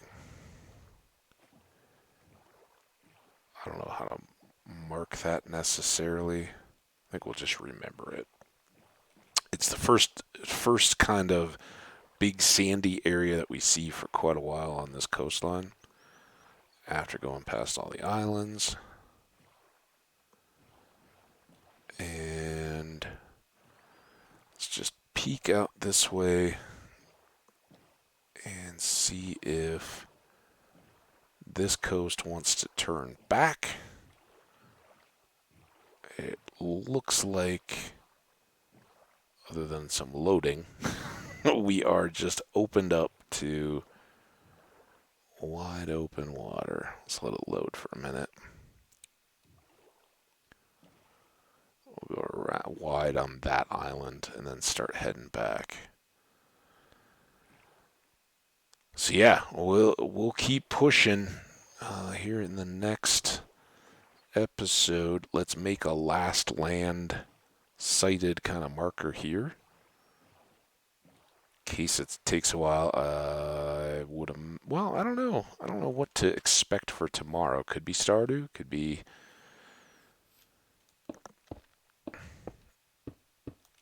more of this.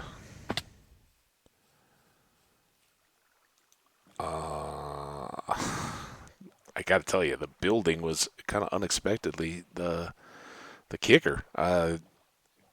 Enjoy this. All right, is that another ship? So can we mark it? Also, is that a geodome beside it?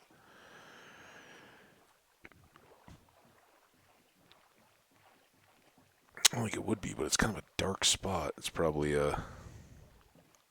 another drowned structure beside another thing underwater. Yep. All right, let's just do this to mark here.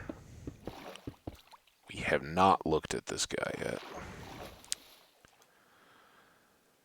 And then we will kind of tack back towards home. Sun's still high.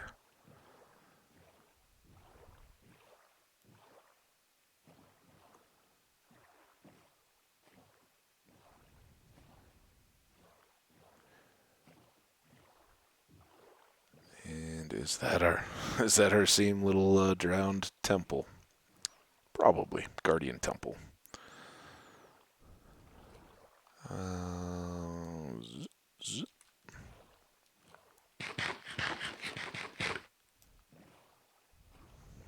Rowing, takes energy.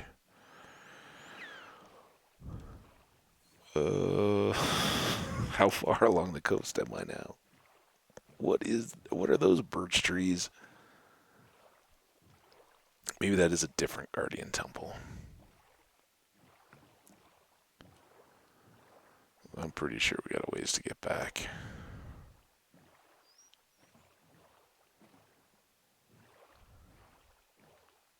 Uh-oh. This is the island. Ships tucked right in that little corner somewhere. Right? Ship?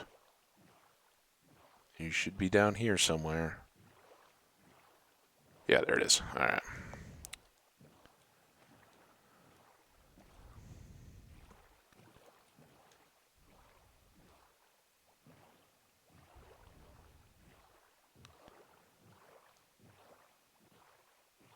Doy doy.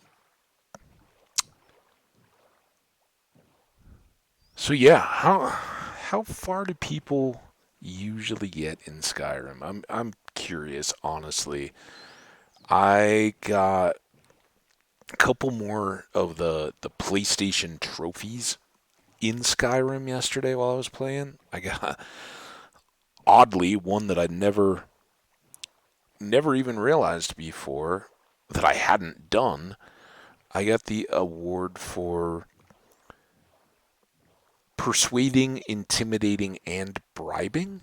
Like I almost always persuade, right? Because speech is good. It helps your prices. You want to build it up from the very start. So every time you get a persuade option, even if it's early game and you don't have your speech boosted much, um, trying at least helps improve that skill. So it's kind of like, first of all, why do I want to spend my own money?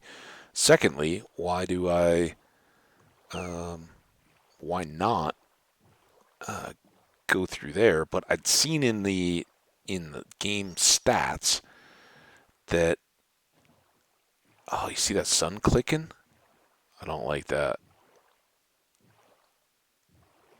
Oh, ooh, nasty. That is generally a timing thing. But anyway, that's neither here nor there. What is that we're going to sleep right on this island and arrive home at daytime. There we go. So I got a couple awards. I got one for having built all three houses in the same gameplay. I think it was the same gameplay because I'm sure I'd built that house before. So I built the Hjalstad house last in this one. I'd already built the one by Whiterun and the one by uh, oh man, Falkreath. F. I was like the F one. Um, both fairly early, and then was just like, all right, let's go lug over some iron to make nails and all the other stuff, and then I, just throw money at it from there. Right? I'd already bought the property. I had the little house on there, but to fully build it up um, took a minute, and that I don't know. Do you guys have a favorite? That's a good topic for a chat comments. I'm sorry, a YouTube comments or in the chat. If you've played Skyrim at all, what is your favorite home?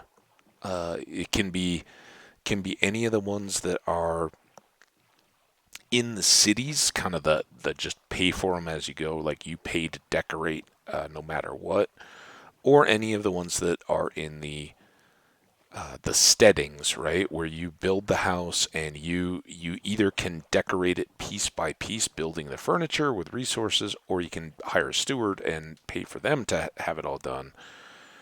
But I'm curious, like aesthetically, which ones do you like the most? I I kind of think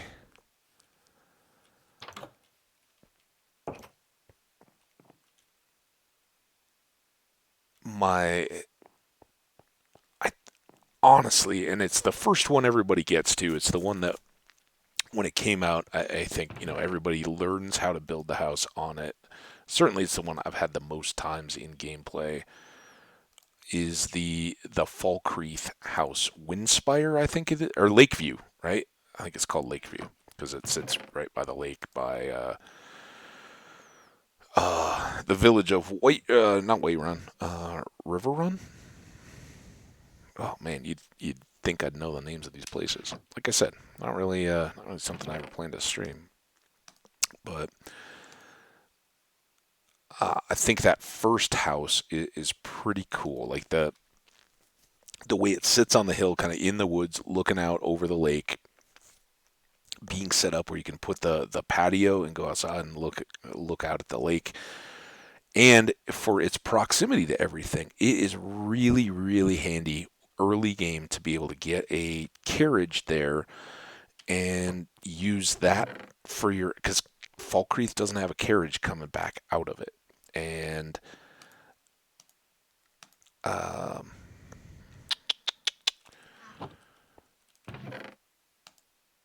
most of the, aside from the one that sits kind of looking back on Dragon's Reach, which is also, I think that has a cool setting too, and that one's fun. You got you got stuff right around it. Unfortunately, and it goes for most of these. Once you get to that point, you don't need it. The reason why the Lake Spire or whatever it is, um, first house is really nice. Is it gives you access to begin to manipulate the transportation. And I don't fast travel. Um, oh, dude, did I do it again? So did it again. We were kind of up against it on time. So we'll leave that because we're going to go back and explore that way probably in the next episode. How are we doing on time, though? We got about 15 minutes. Probably not enough time for another boat trip, but what can we do here or around here to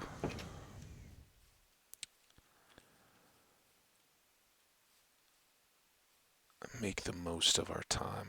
Let's go.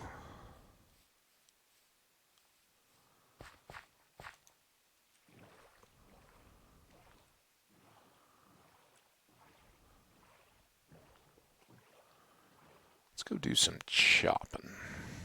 So we've used a lot of oak. Still have a lot of oak logs, but never a problem. And we're kind of building in this direction anyway. So I think in addition to wanting to get to our little quarry here, let's cut around the outside of it now and see about keeping some, kind of a road clearing at least heading on to the east, because for the time being at least, this seems pretty intriguing as a direction.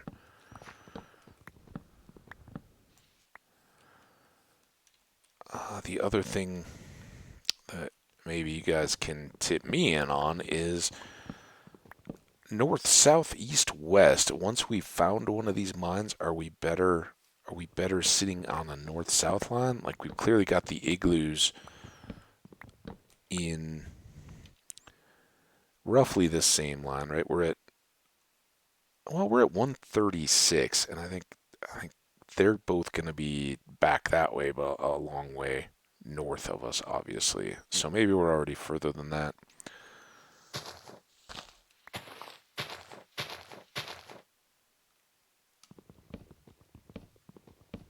But this has the dual benefit, I think, of opening up more land, giving us lumber, and also making it a little safer to come up out of that hole. If we've been down in the mines through a night and are coming up, this stuff won't be as able to conceal a mob that might want to get us.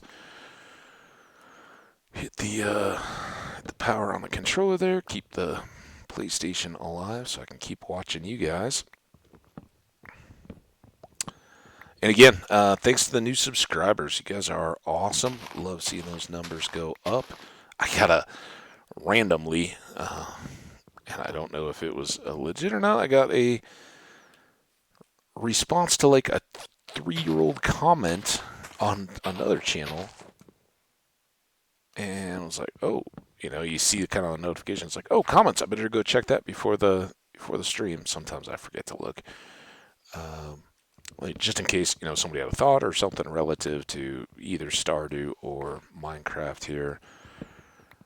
I wanted to be able to keep that in mind. But yeah, it was just an old comment. I don't know if it was like a bot or what. Not my channel. Not too worried about it.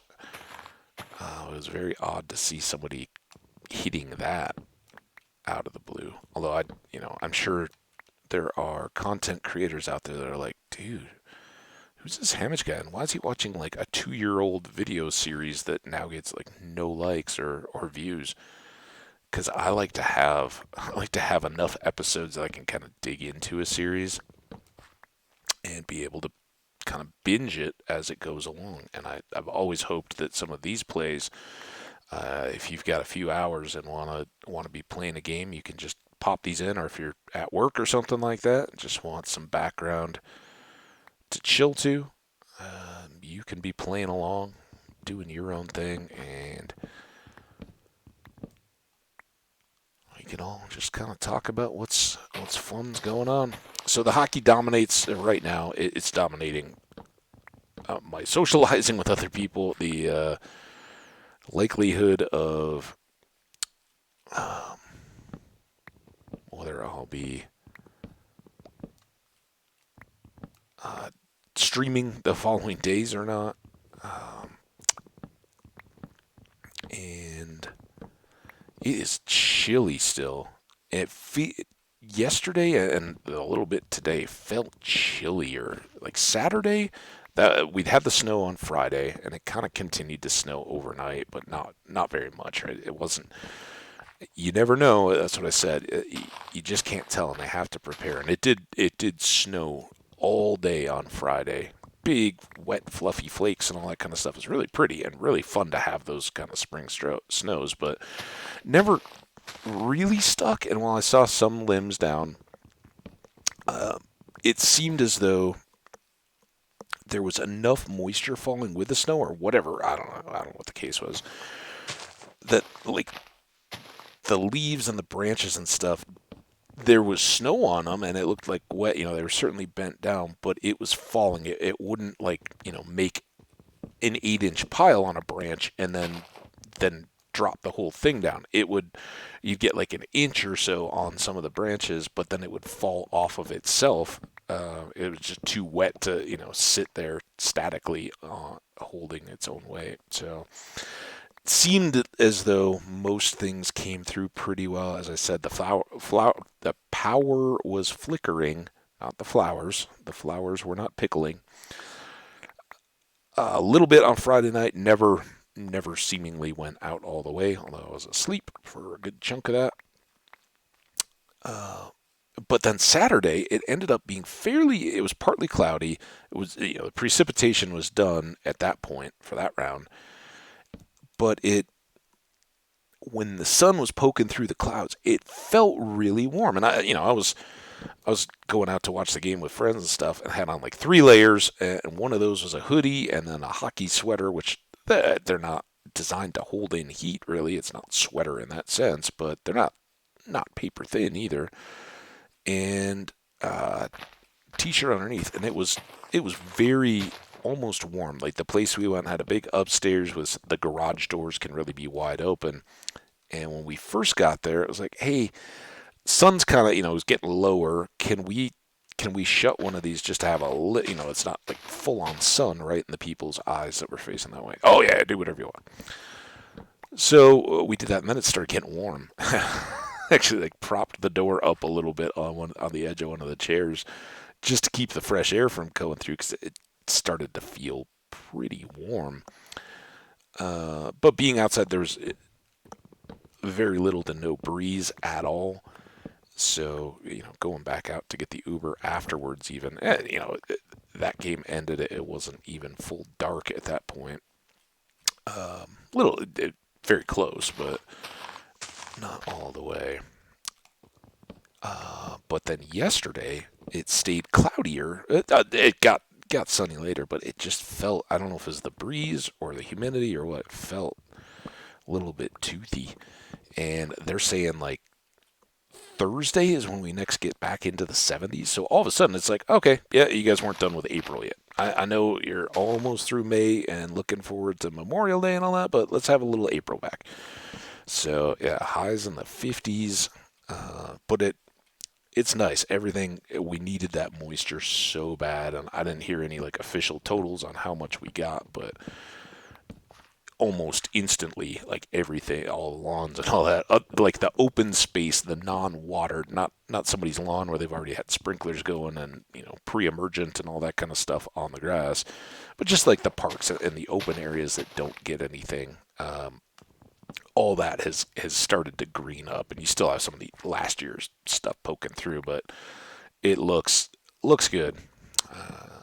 And it's nice to have that. Hopefully, if it's going to stay cool and kind of not as pleasant this week, I hope we get some more moisture coming down the next few days. So who knows what adventures we're missing out here as we go along. I don't normally like to do so, but let's see if we can just use up this axe.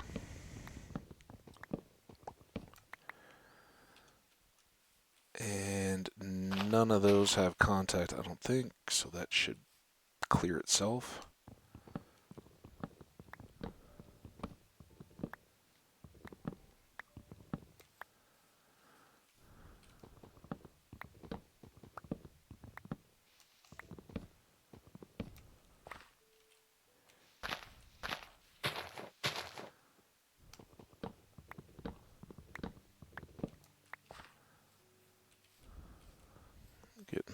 Getting a few little speckled holes in there. Oh, there's a village.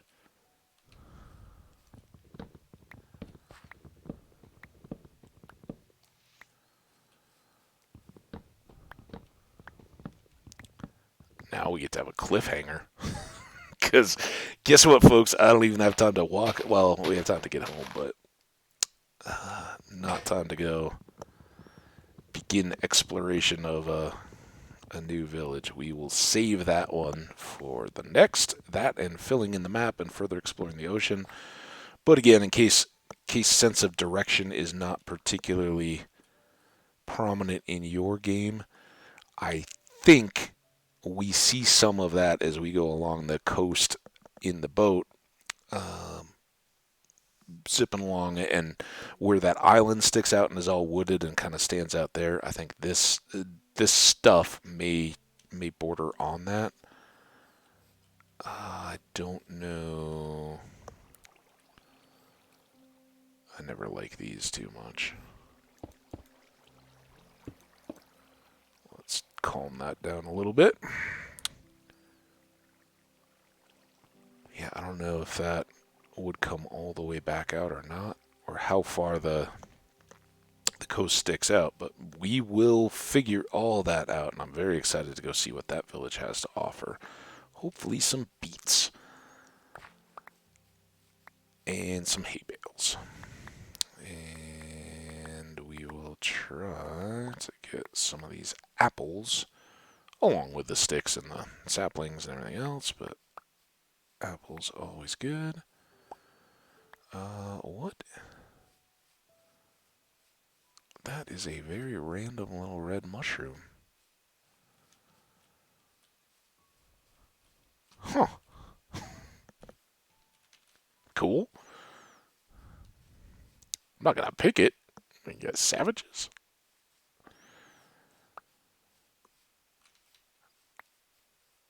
Alright. Well, this is our little staircase up out of the thing, so we weren't too far from home there. Got our boat.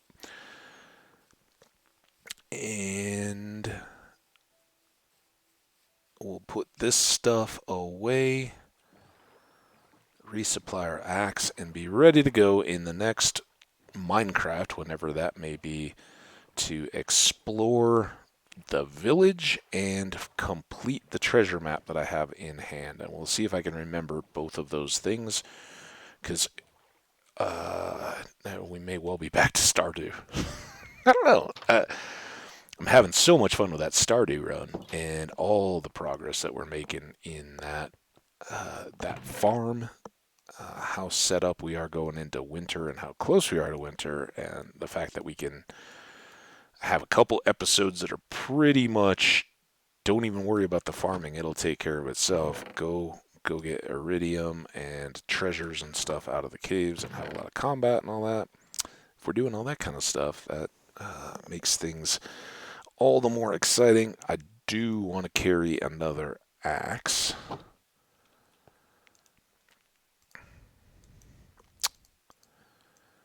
There we go. And over here, we'll be back to.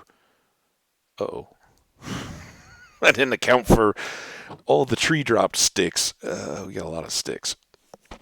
Think all our armor and everything is in pretty good shape. Again, after we made that shield, we haven't had further cause to use it outside of the trident guy. So, buried treasure map. We want to go back out past the island. We already got the treasure, but we want to fill in the map. It's right where we want to do further exploring.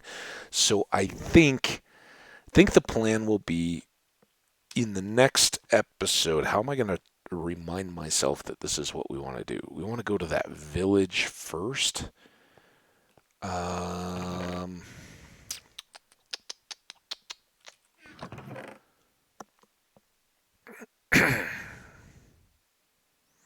And we've got the hoe.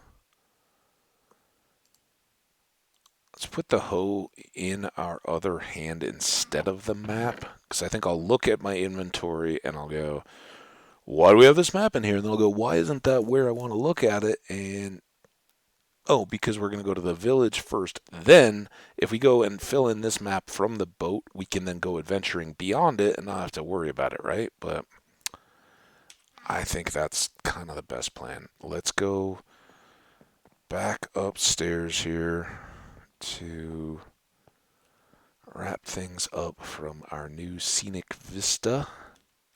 Look at that. We can see, we got our black sheep and our dark gray sheep. Lots of white sheep scattered around. Some cows I can see. The chickens are hiding. That I can't tell if that's a chicken or a sheep. That's a sheep. Chickens are kind of down in that area. Oh, looks wonderful. Well, guys, thanks so much for coming and hanging out. If you did enjoy this, likes or comments, always greatly appreciated over on the YouTube side. If you just stumbled across this in Twitch, go ahead and hit that follow so the next time we go live, you can be a part of the audience, chat it up, and offer your take on how we're playing the game or any of the stuff we're talking about. Recommend different stuff. Happy to talk about it all. The world's a big, fun, beautiful place, and certainly we'll have another hockey game to talk about after tonight. So take care, stay awesome out there, guys. Appreciate you all so much. You are absolutely wonderful. Hope you stay that way, and we will see you back here soon. Bye now.